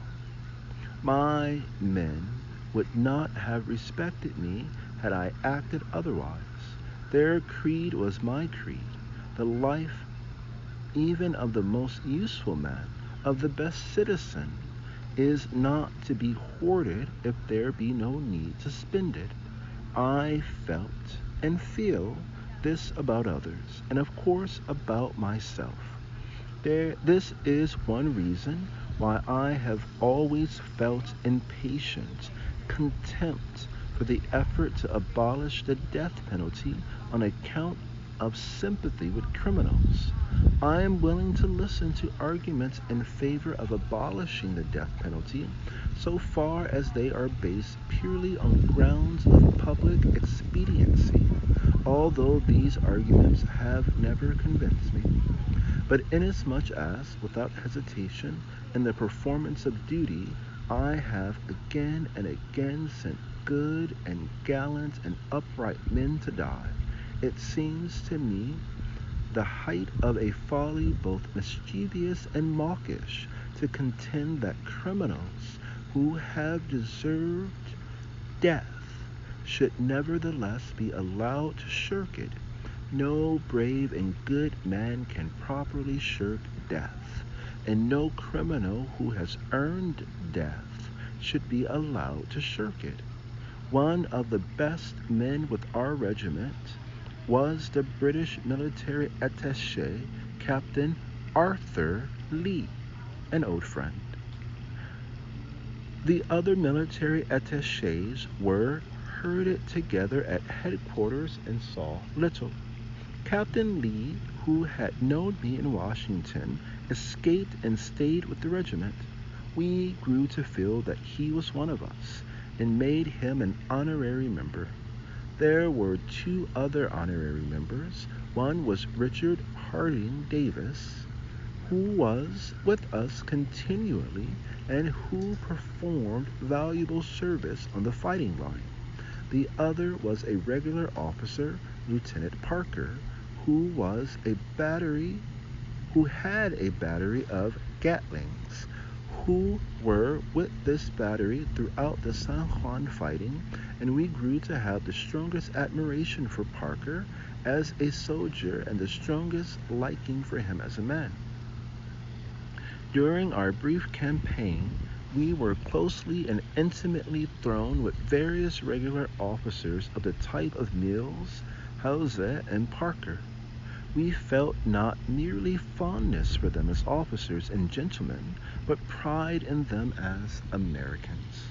It is a fine thing to feel that we have in the Army and in the Navy modest, efficient, gallant gentlemen of this type, doing such disinterested work for the honor of the flag and of the nation.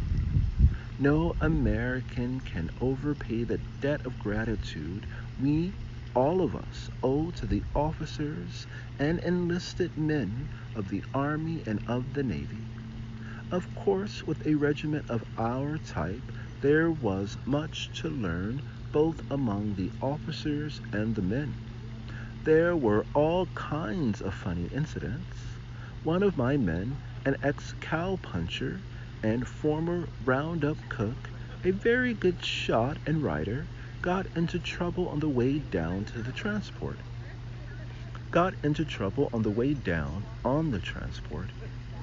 He understood entirely that he had to obey the officers of his own regiment, But like so many volunteers, or at least like so many volunteers of my regiment, he did not understand that this obligation extended to officers of other regiments.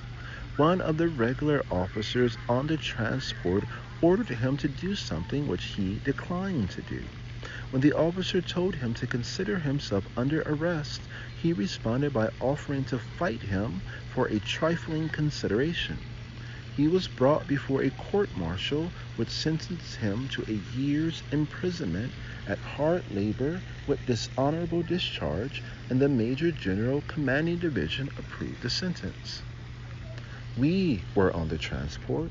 There was no hard labor to do, and the prison consisted of another cowpuncher who kept guard over him with his carbine, evidently divided in his feelings as to whether he would like most to shoot him or to let him go.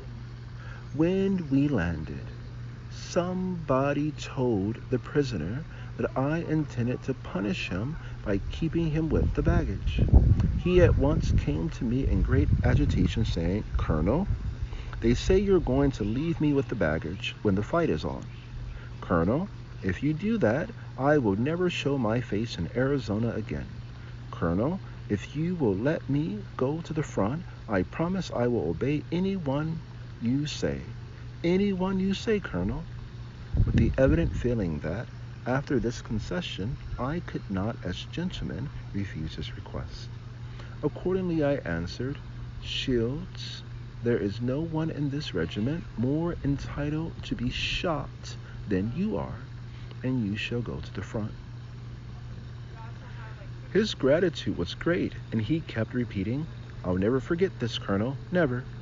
Nor did he. When we got very hard up, he would now and then manage to get hold of some flour and sugar, and we would cook a donut, and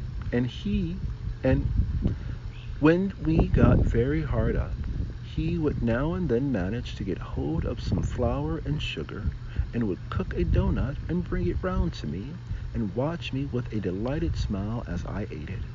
He behaved extremely well in both fights, and after the second one, I had him formally before me and remitted his sentence, something which of course I had not the slightest power to do, although at the time it seemed natural and proper to me. When we came to be mustered out, the regular officer who was doing the mustering, after all the men had been discharged, finally asked me where the prisoner was. I said, "What prisoner?" He said, "The prisoner, the man who was sentenced to a year's imprisonment with hard labor and dishonorable discharge." I said, "Oh, I pardoned him." To which he responded, "I beg your pardon? You did what?" This made me grasp the fact that I had exceeded authority, and I could only answer, "Well, I did pardon him, anyhow, and he has gone with the rest." Whereupon the mustering out officer sank back in his chair and remarked, "He was sentenced by a court-martial, and the sentence was approved by the Major General commanding the division. You were a lieutenant colonel, and you pardoned him? Well, it was nervy, that's all I'll say." The simple fact was that under the circumstances it was necessary for me to enforce discipline and control the regiment, and therefore to reward and punish individuals in whatever way the exigencies demanded. I often explained to the men that the reasons for an order were, the first time it was issued, if there was any trouble on their part in understanding what they were required to do. They were very intelligent and very eager to do their duty, and I hardly ever had any difficulty the second time with them.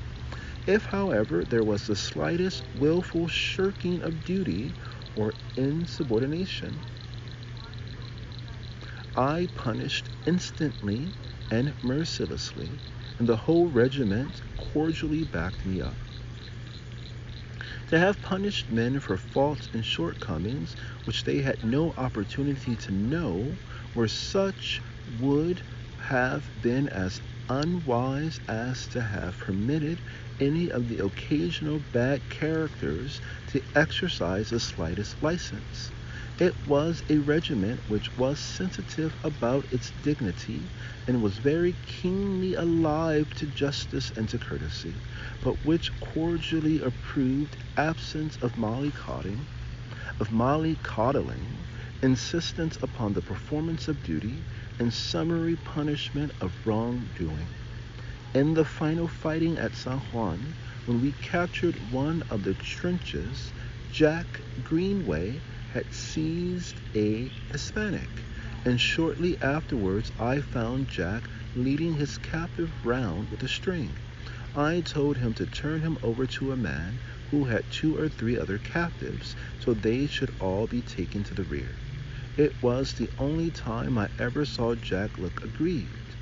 "Why, Colonel, can't I keep him for myself?" he asked plaintively. I think he had an idea that as a trophy of his bow and spear, the Hispanic would make a fine body servant. One reason that we never had the slightest trouble in the regiment was because when we got down to hard pan, officers and men shared exactly alike. It is all right to have differences in food and the like in times of peace and plenty, when everybody is comfortable. But in really hard times, officers and men must share alike if the best work is to be done. As long as I had nothing but 2 hard tacks, which was the allowance to each man on the morning after the San Juan fight, no one could complain. But if I had had any private little luxuries, the men would very naturally have realized keenly their own shortages. Soon after the Guasimas fight, we were put on short commons, and as I knew that a good deal of food had been landed and was on the beach at Siboney, I marched 30 or 40 of the men down to see if I could not get some and bring it up. I finally found a commissary officer, and he asked me what I wanted, and I answered anything he had. So he told me to look about for myself. I found a number of sacks of beans, I think about 1,100 pounds, on the beach, and told the officer that I wanted 1,100 pounds of beans. He produced a book of regulations and showed me the appropriate section. He produced a book of regulations and showed me the appropriate section and subdivision which announced that beans were issued only for the officers' mess. This did me no good, and I told him so. He said he was sorry, and I answered that he was not as sorry as I was. I then studied on it, as Brer Rabbit would say, and came back with a request for 1,100 pounds of beans for the officers' mess. He said, "Why, Colonel, your officers can't eat 1,100 pounds of beans," to which I responded, "You don't know what appetites my officers have." He then said he would send the requisition to Washington. I told him I was going so long as he gave me the beans. He was a good fellow, so we finally effected a working compromise. He got the requisition, and I got the beans, although he warned me that the price would probably be deducted from my salary. Under some regulation or other, only the regular supply trains were allowed to act, and we were supposed not to have any horses or mules in the regiment itself. This was very pretty in theory, but as a matter of fact, the supply trains were not numerous enough. My men had a natural genius for acquiring horse flesh in odd ways, and I continually found that they had staked out in the brush various captured Spanish cavalry horses and Cuban ponies, and abandoned commissary mules. Putting these together, I would organize a small pack train and work it industriously for a day or 2 until they learned about it at headquarters and confiscated it. Then I would have to wait a week or so until my men had accumulated some more ponies, horses, and mules, the regiment meanwhile living in plenty on what we had got before the train was confiscated. All of our men were good at accumulating horses, but within our own ranks I think we were inclined to award the palm to our chaplain. There was not a better man in the regiment than the chaplain, and there could not have been a better chaplain for our men. He took care of the sick and the wounded. He never spared himself, and he did every duty. In addition, he had a natural aptitude for acquiring mules, which made some admirer, when the regiment was disbanded, propose that we should have a special medal struck for him with, on the obverse, a mule passant and chaplain regardant. After the surrender of Santiago, a Philadelphia clergyman whom I knew came down to General Wheeler's headquarters, and after visiting him announced that he intended to call on the Rough Riders because he knew their colonel. One of General Wheeler's aides, Lieutenant Steele, who liked us both individually and as a regiment, and who appreciated some of our ways, asked the clergyman, after he had announced that he knew Colonel Roosevelt, "But do you know Colonel Roosevelt's regiment?" "No," said the clergyman. "Very well then, let me give you a piece of advice. When you go down there to see the colonel, don't let your horse out of your sight. And if the chaplain is there, don't get off the horse." We came back to Montauk Point, and soon after were disbanded.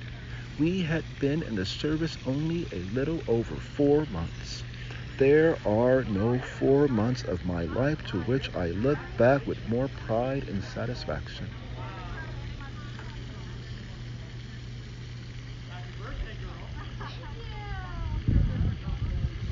I believe most earnestly and sincerely in peace, but as things are yet in this world, the nation that cannot fight, the people that have lost the fighting edge, that have lost the virile virtues, occupy a position as dangerous as it is ignoble. The future greatness of America is in no small degree depends upon the possession by the average American citizen, of the qualities which my men showed when they served under me at Santiago. Moreover, there is one thing in connection with this war which it is well that our people should remember. Our people who genuinely love the peace of righteousness, the peace of justice, and I would be ashamed to be other than a lover of the peace of righteousness and of justice. The true preachers of peace, who strive earnestly to bring nearer the day when peace shall obtain among all peoples, and who really do help forward the cause, are men who never hesitate to choose righteous war when it is the only alternative to unrighteous peace.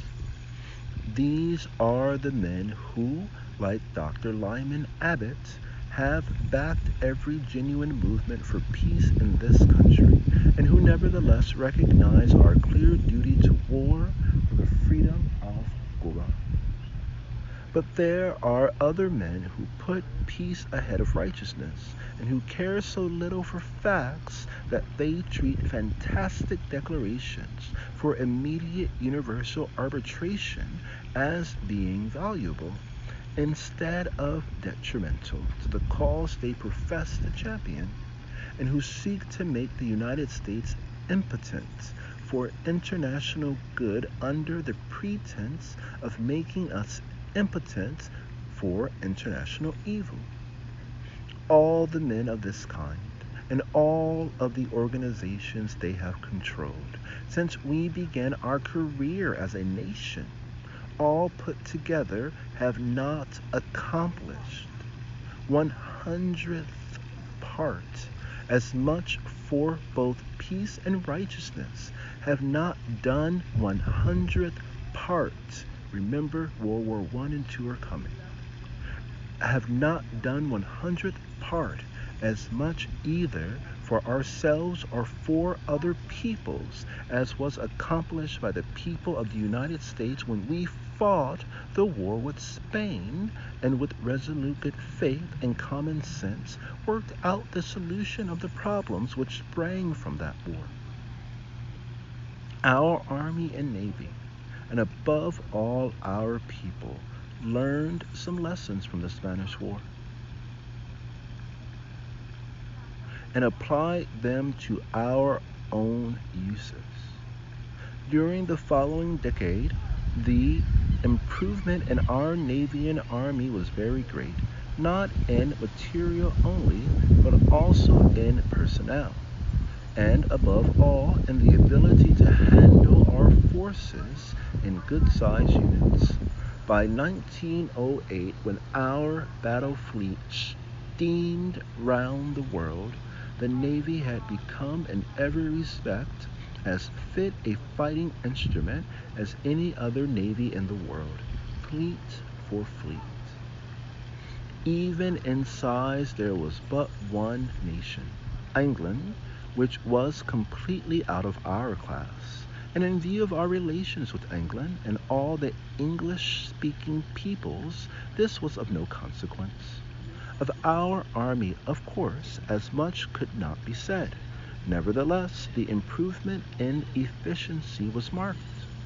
Our artillery was still very inferior in training and practice to the artillery arm of any one of the great powers, such as Germany, France, or Japan, a condition which we only then began to remedy. But the workmanlike speed and efficiency with which the expeditions of some 6,000 troops of all arms was mobilized and transported to Cuba during the Revolution of 1908 showed that, as regards our cavalry and infantry, we had at least reached the point where we could assemble and handle in first-rate fashion expeditionary forces. This is mighty little to boast of. For a nation of our wealth and population, it is not pleasant to compare it with the extraordinary feats of contemporary Japan and the Balkan peoples. But such as it is, it represents a long stride, an advance over conditions as they were in 1898. Appendix A to Chapter 7, a manly letter. There was a sequel to the round-robin incident which caused a little stir at the moment. Secretary Alger had asked me to write him freely from time to time. Accordingly, after the surrender of Santiago, I wrote him begging that the cavalry division might be put into the Puerto Rican fighting, preparatory to what we suppose would be the big campaign against Havana in the fall. In the letter, I extolled the merits of the Rough Riders and of the regulars, announcing with much complacency that each of our regiments was worth 3 of the National Guard regiments, armed with their archaic black powder rifles. Secretary Alger believed, mistakenly, that I had made public the round-robin, and was naturally irritated, and I suddenly received from him a published telegram, not alluding to the round-robin incident, but quoting my reference to the comparative merits of the cavalry regiments and the National Guard regiments, and rebuking me for it. The publication of the extract from my letter was not calculated to help me secure the votes of the National Guard if I ever became a candidate for office. However, I did not mind the matter much, for I had at the time no idea of being a candidate for anything. While in the campaign, I ate and drank and thought and dreamed regiment, and nothing but regiment, until I got the brigade, and then I devoted all my thoughts to handling the brigade. Anyhow, there was nothing I could do about the matter. When our transport reached Montauk Point, an army officer came aboard and before doing anything else handed me a sealed letter from the Secretary of War which ran as follows: War Department, Washington, August 10, 1898. Dear Colonel Roosevelt, you have been a most gallant officer, and in the battle before Santiago showed superb soldierly qualities. I would rather add to than detract from the honors you have so fairly won, and I wish you all good things. In a moment of aggravation, under great stress of feeling, first because I thought you spoke in a disparaging manner of the volunteers, probably without intent, but because of your great enthusiasm for your own men, and second, that I believed your published letter would embarrass the department, I sent you a telegram, which was an extract from a private letter of yours I gave to the press. I would gladly recall both if I could, but unable to do that, I write you this letter, which I hope you will receive in the same friendly spirit in which I send it. Come and see me at a very early day. No one will welcome you more heartily than I. Yours very truly, signed R. A. Alger. I thought this a manly letter, and paid no heed to the incident.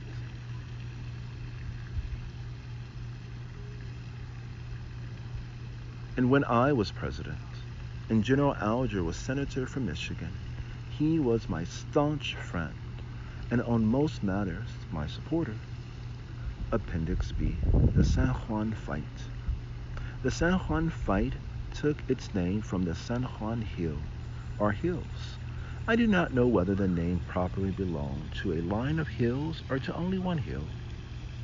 To compare small things with large things, this was precisely as the Battle of Gettysburg took its name from the village of Gettysburg, where only a small part of the fighting was done, and the Battle of Waterloo from the village of Waterloo, where none of the fighting was done.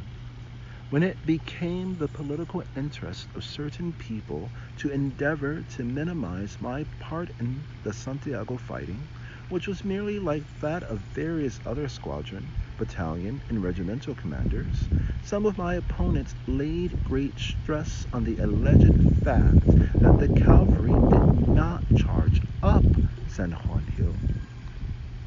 We certainly charged some hills, but I did not ask their names before charging them. To say that the Rough Riders and the Cavalry Division, and among other people myself, were not in the San Juan fight is precisely like saying that the men who had Pickett's charge or the men who fought at Little Round Top and Culp's Hill were not at Gettysburg, or that Picton and Scotch Greys and the French and English Guards were not at Waterloo. The present Vice President of the United States in the campaign last year was reported in the press as reportedly saying that I was not in the San Juan fight. The documents following herewith have been printed for many years and were accessible to him had he cared to know or to tell the truth. These documents speak for themselves. The first is the official report issued by the War Department. From this it will be seen that there were in the Santiago fighting 30 infantry and cavalry regiments represented. 6 of these were volunteer, of which one was the Rough Riders. The other 24 were regular regiments. The percentage of loss of our regiment was about 7 times as great as that of the other 5 volunteer regiments. Of the 24 regular regiments, 22 suffered a small percentage of loss than we suffered. 2. 2.2. The 6th United States Infantry and the 13th United States Infantry suffered a slightly greater percentage of loss, 26% and 23% as against 22%.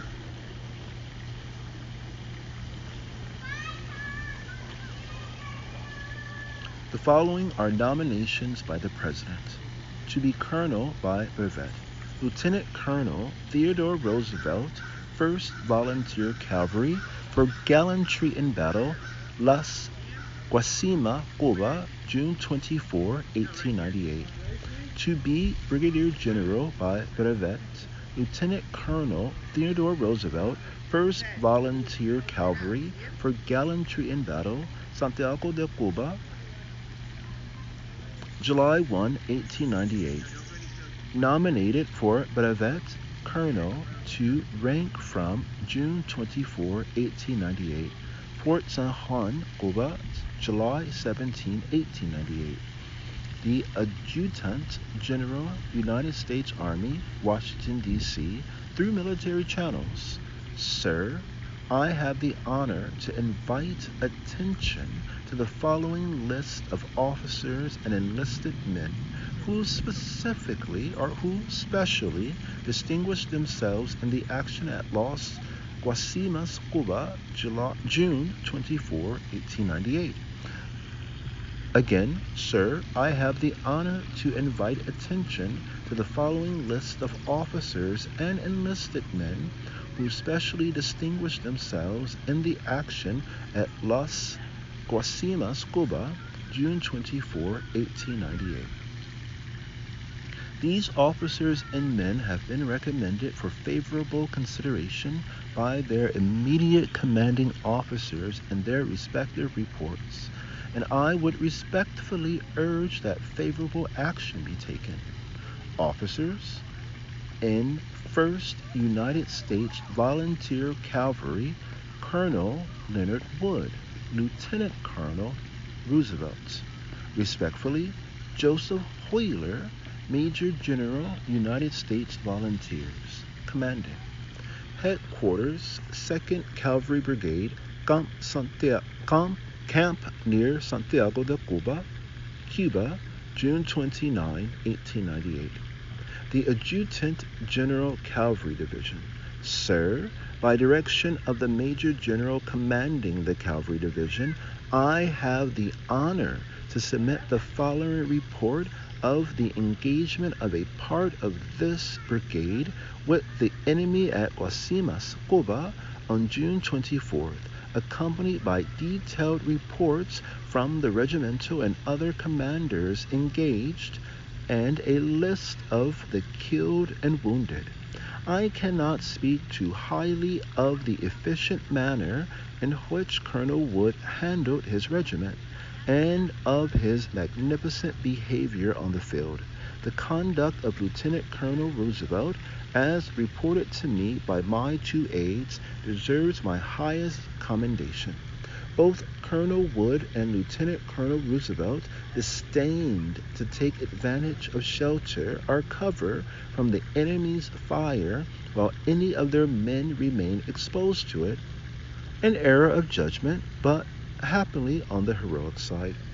Very respectfully, S.B.M. Young, Brigadier General, United States Volunteers, commanding.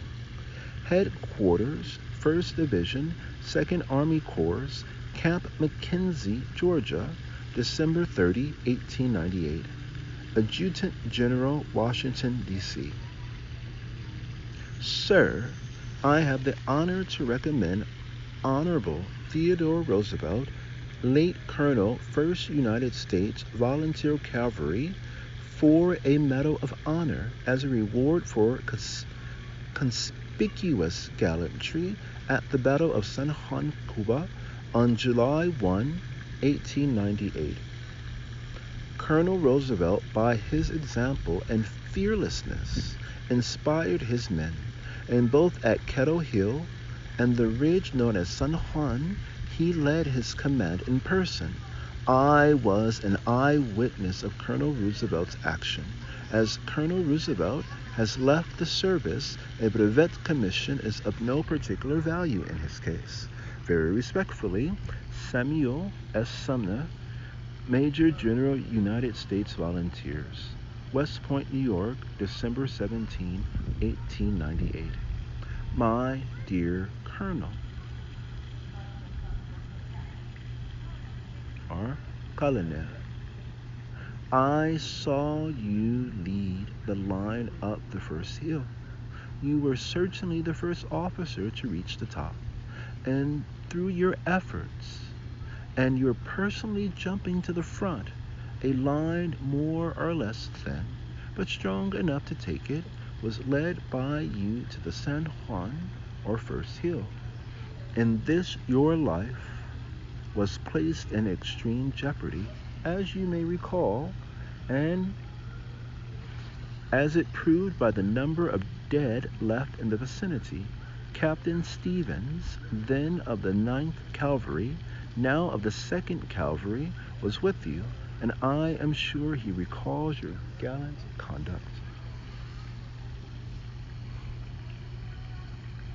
After the line started on the advance from the first hill, I did not see you until our line was halted under a most galling fire at the extreme front, where you afterwards entrenched.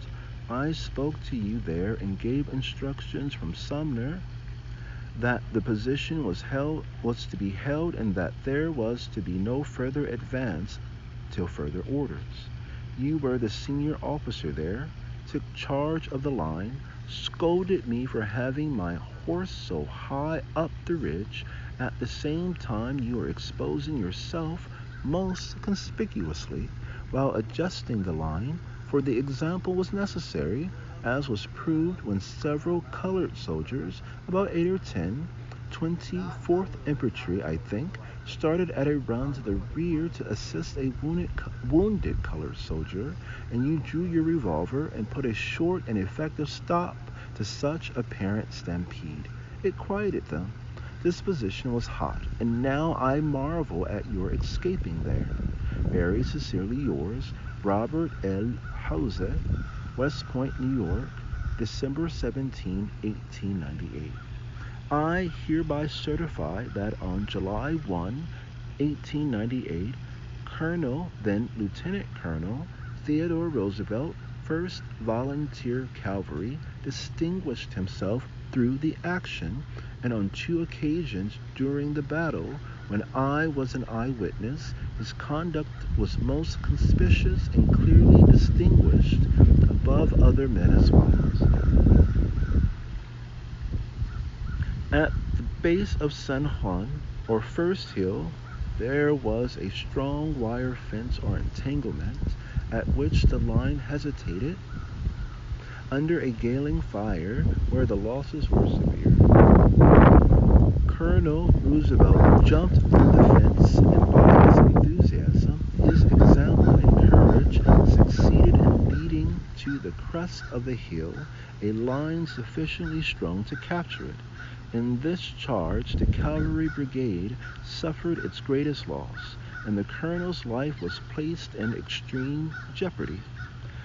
Owing to the conspicuous position he took in leading the line, and being the first to reach the crest of that hill, while under heavy fire of the enemy at close range. 2. At the extreme advanced position occupied by our lines, Colonel Roosevelt found himself the senior, and under his instruction from General Sumner to hold that position. He displayed the greatest bravery and placed his life in extreme jeopardy by unavoidable exposure to severe fire while adjusting and strengthening the line, placing the men in positions which afforded best protection, etc., etc. His conduct and example steadied the men, and on one occasion, by severe but not unnecessary measures, prevented a small detachment from stampeding to the rear. He displayed the most conspicuous gallantry, courage, and coolness in performing extraordinarily hazardous duty. Richard L. Heather, Captain A.A.G., USV, First Lieutenant, 6th United States Cavalry. To the Adjutant General, United States Army, Washington, D.C. Headquarters, United States Military Academy, West Point, New York, April 5, 1899. Lieutenant Colonel W. H. Carter, Assistant Adjutant General, United States Army, Washington, D.C. Sir, in compliance with the request contained in your letter of April 30th of the Board convened to consider the awarding of brevets, medals of honor, etc., for the Santiago campaign, that I state any facts within my knowledge as Adjutant General of the Brigade in which Colonel Theodore Roosevelt served, to aid the Board in determining, in connection with Colonel Roosevelt's application for a Medal of Honor, whether his conduct at Santiago was such as to distinguish him above others. I have the honor to submit the following. My duties on July 1, 1898, brought me in constant observation of the contact with Colonel Roosevelt from early morning until short before the climax of the assault of the Cavalry Division on the San Juan Hill, the so-called Kettle Hill. During this time, while under the enemy's artillery fire at El Pozo, and while on the march from El Pozo by the San Juan Ford to the point from which his regiment moved to the assault, about 2 miles, the greater part under fire, Colonel Roosevelt was conspicuous above any others I observed in his regiment in the zealous performance of duty, in total disregard of his personal danger, and in his eagerness to meet the enemy. At El Pozo, when the enemy opened on that place with artillery fire, a shrapnel bullet grazed and bruised one of Colonel Roosevelt's wrists. The incident did not lessen his hazardous exposure, but he continued so exposed until he had placed his command under cover. In moving to the assault of San Juan Hill, Colonel Roosevelt was most conspicuously brave, gallant, and indifferent to his own safety. He in the open led his regiment. No officer could have set a more striking example to his men or displayed greater intrepidity. Very respectfully, your obedient servant, A. L. Mills, Colonel, United States Army Superintendent. Headquarters, Department of Santiago de Cuba. Santiago de Cuba, December 30, 1898. To the Adjutant General, United States Army, Washington, D.C. Sir, I have the honor to make the following statement relative to the conduct of Colonel Theodore Roosevelt, late 1st United States Volunteer Cavalry, during the assault upon San Juan Hill, July 1, 1898. I have already recommended this officer for a Medal of Honor, which I understand has been denied him, upon the ground that my previous letter was too indefinite. I based my recommendation upon the fact that Colonel Roosevelt, accompanied only by 4 or 5 men, led a very desperate and extremely gallant charge on San Juan Hill, thereby setting a splendid example to the troops and encouraging them to pass over the open country, intervening between their position and the trenches of the enemy. In leading this charge, he started off first, as he supposed, with quite a following of men, but soon discovered that he was alone. He then returned and gathered up a few men and led them to the charge, as above stated. The charge in itself was an extremely gallant one, and the example set a most inspiring one to the troops in that part of the line. And while it is perfectly true that everybody finally went up the hill in good style, yet there is no doubt that the magnificent example set by Colonel Roosevelt had an encouraging effect and had great weight in bringing up the troops behind him.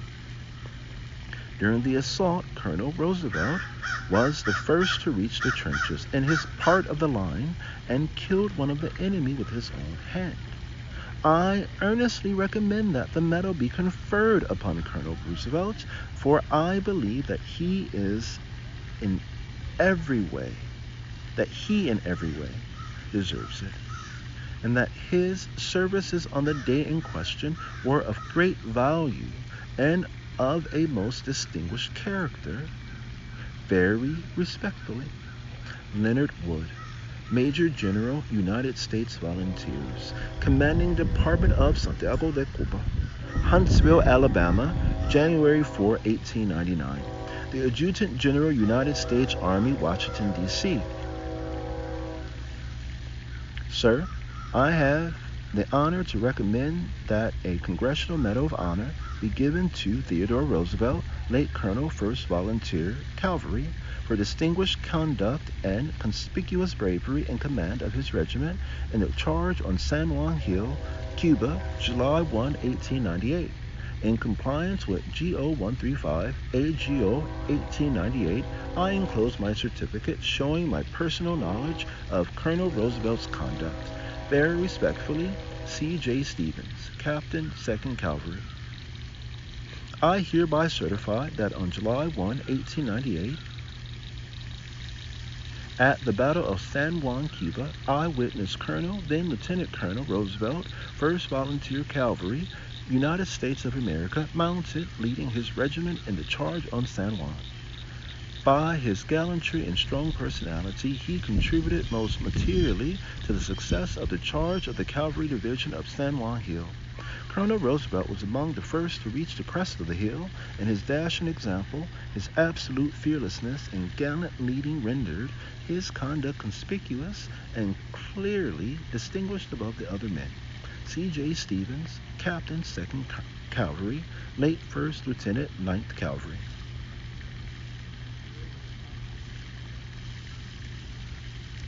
Young's Island, South Carolina, December 28, 1898. To the Adjutant General, United States Army, Washington, D.C.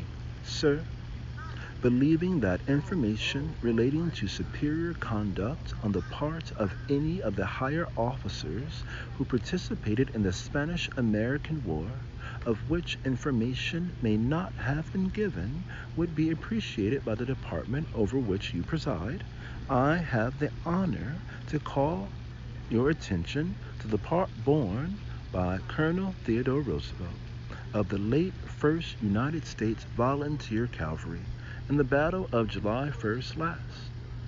I do this not only because I think you ought to know, but because his regiment as a whole was very proud of his splendid actions that day and believe they call for the most coveted distinction of the American officer, the Medal of Honor. Held in support, he brought his regiment at exactly the right time, not only up to the line of regulars, but went through them and headed, on horseback, the charge of Kettle Hill. This being done on his own initiative, the regulars as well as his own men following. He then headed the charge on the next hill, both regulars and the 1st United States Volunteer Cavalry following. He was so near the entrenchment on the second hill that he shot and killed with a revolver one of the enemy before they broke completely. He then led the cavalry on the chains of hills overlooking Santiago, where he remained in charge of all the cavalry that was at the extreme front for the rest of that day and night. His unhesitating gallantry in taking the initiative against entrenchments lined by men armed with rapid-fire guns certainly won him the highest consideration and admiration of all who witnessed his conduct throughout that day. What I here write, I can bear witness to from personally having seen. Very respectfully, M. J. Jenkins, Major, 1st United States Cavalry. Prescott, A.T., December 25, 1898.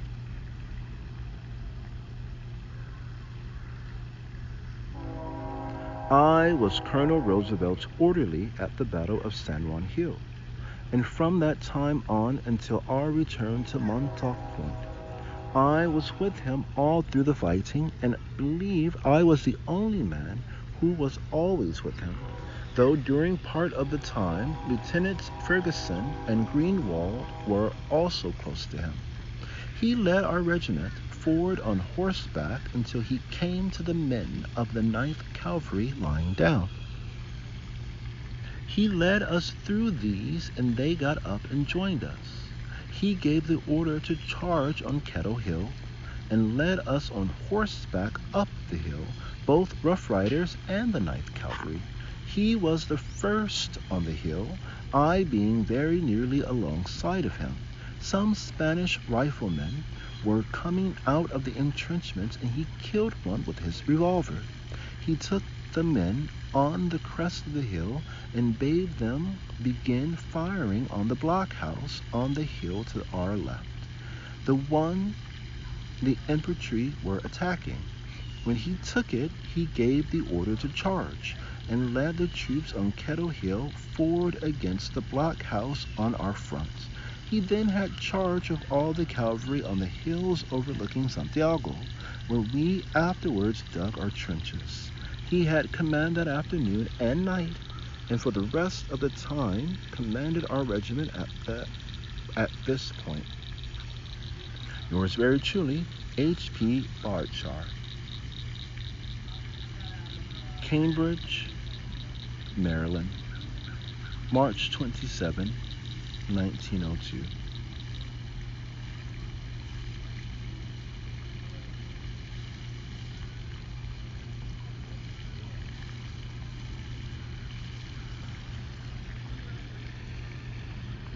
Theodore Roosevelt, President of the United States, Washington, D.C.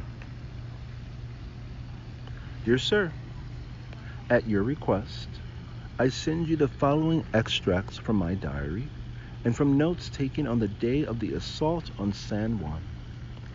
I kept in my pocket a small pad on which incidents were noted daily from the landing until the surrender. On the day of the fight notes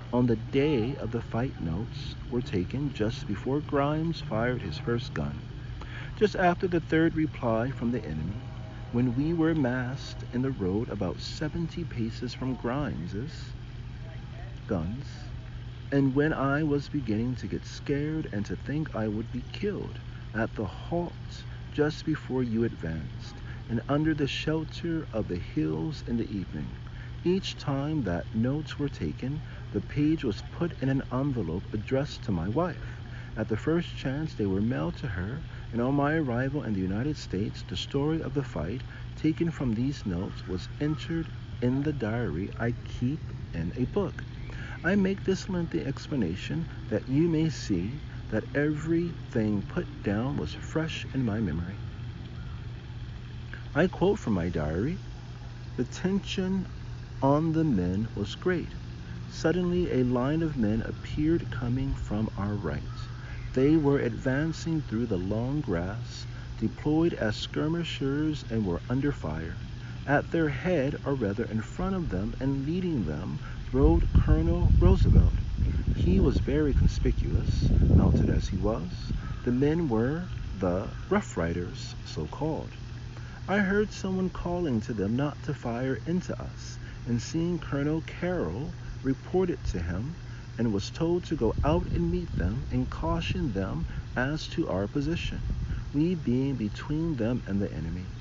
I did so. Speaking to Colonel Roosevelt, I also told him we were under orders not to advance, and asked him if he had received any orders. He replied that he was going to charge the Spanish trenches. I told this to Colonel Carroll, and to Captain Dimmick, our squadron commander. A few moments after the word passed down to our left, Captain Taylor was about to charge. Captain McBlain called out, "We must go in with those troops. We must support Taylor." I called this to Captain Dimmick, and he gave the order to assault.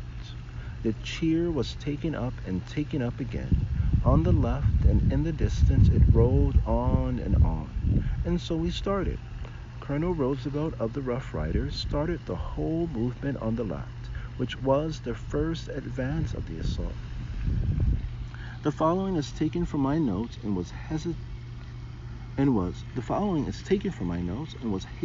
jotted down on the field. The Rough Riders came in line. Colonel Roosevelt said he would assault. Taylor joined them with his troop. McBlain called to Dimmick, "Let us go. We must go to support them." Dimmick said, "All right," and so, with no orders, we went in. I find many of my notes are illegible from perspiration. My authority for saying Taylor went in with you, joined with his troop, was the word passed to me and repeated to Captain Dimmick that Taylor was about to charge with you. I could not see his troop. I have not put in my diary, but in another place I have noted that Colonel Carroll was acting as brigade commander, told me to ask you if you had any orders.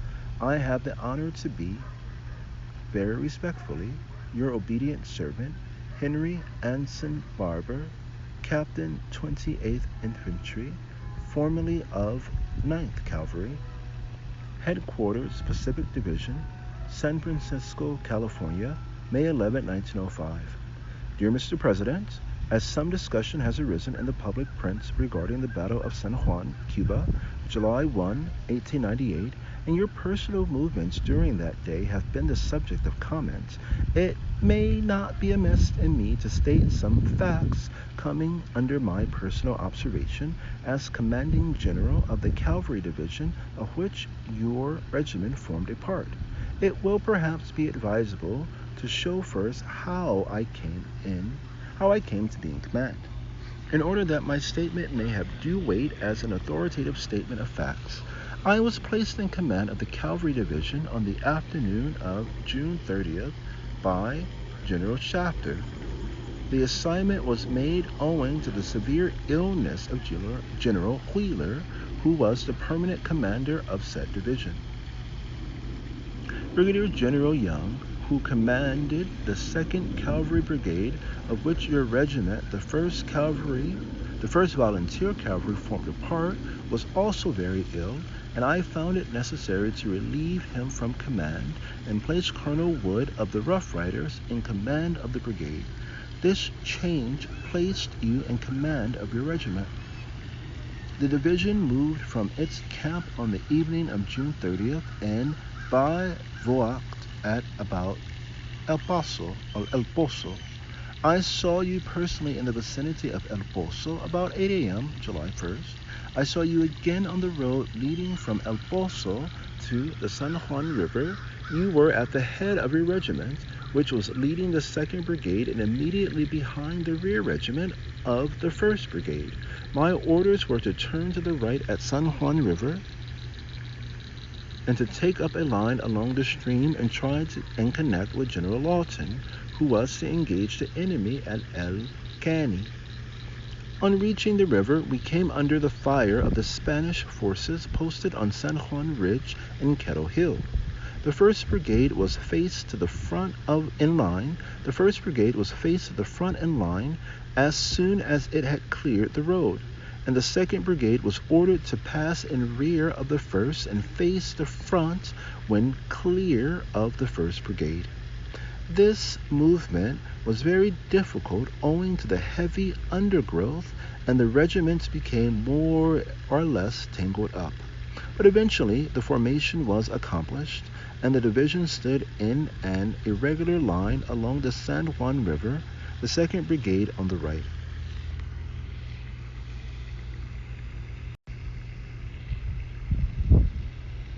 This brought your regiment to the right of the house, which was at the summit of the hill. Shortly after I reached the crest of the hill, you came to me accompanied, I think, by Captain C.J. Stevens of the Ninth Cavalry. We were then in a position to see the line of entrenchment along San Juan Ridge and could see Kent's infantry division engaged on our left and Hawkins' assault against Fort San Juan. You asked me for permission to move forward and assault San Juan Ridge. I gave you the order in person to move forward, and I saw you move forward and assault San Juan Ridge with your regiment and portions of the 1st and 10th Cavalry belonging to your brigade.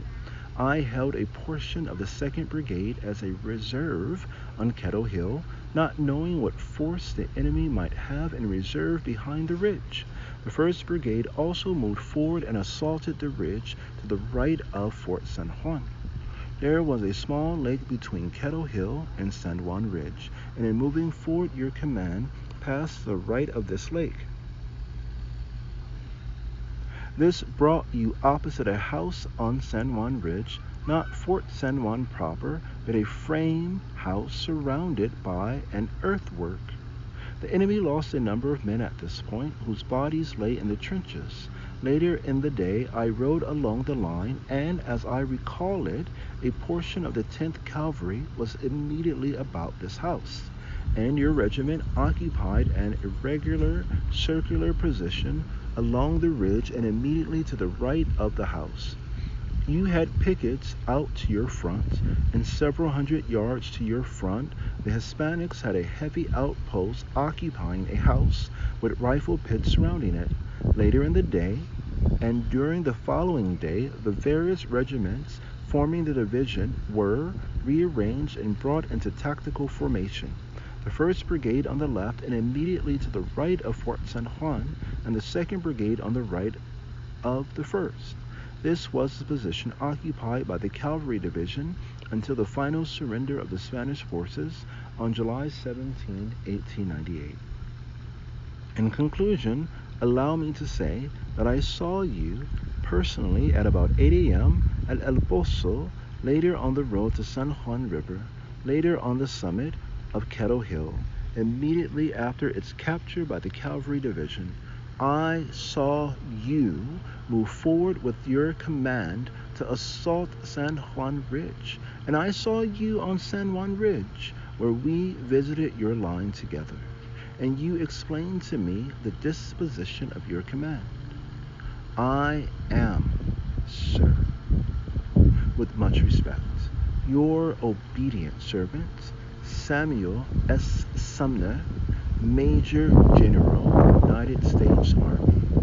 End of Chapter 7, The War of America, the Unready.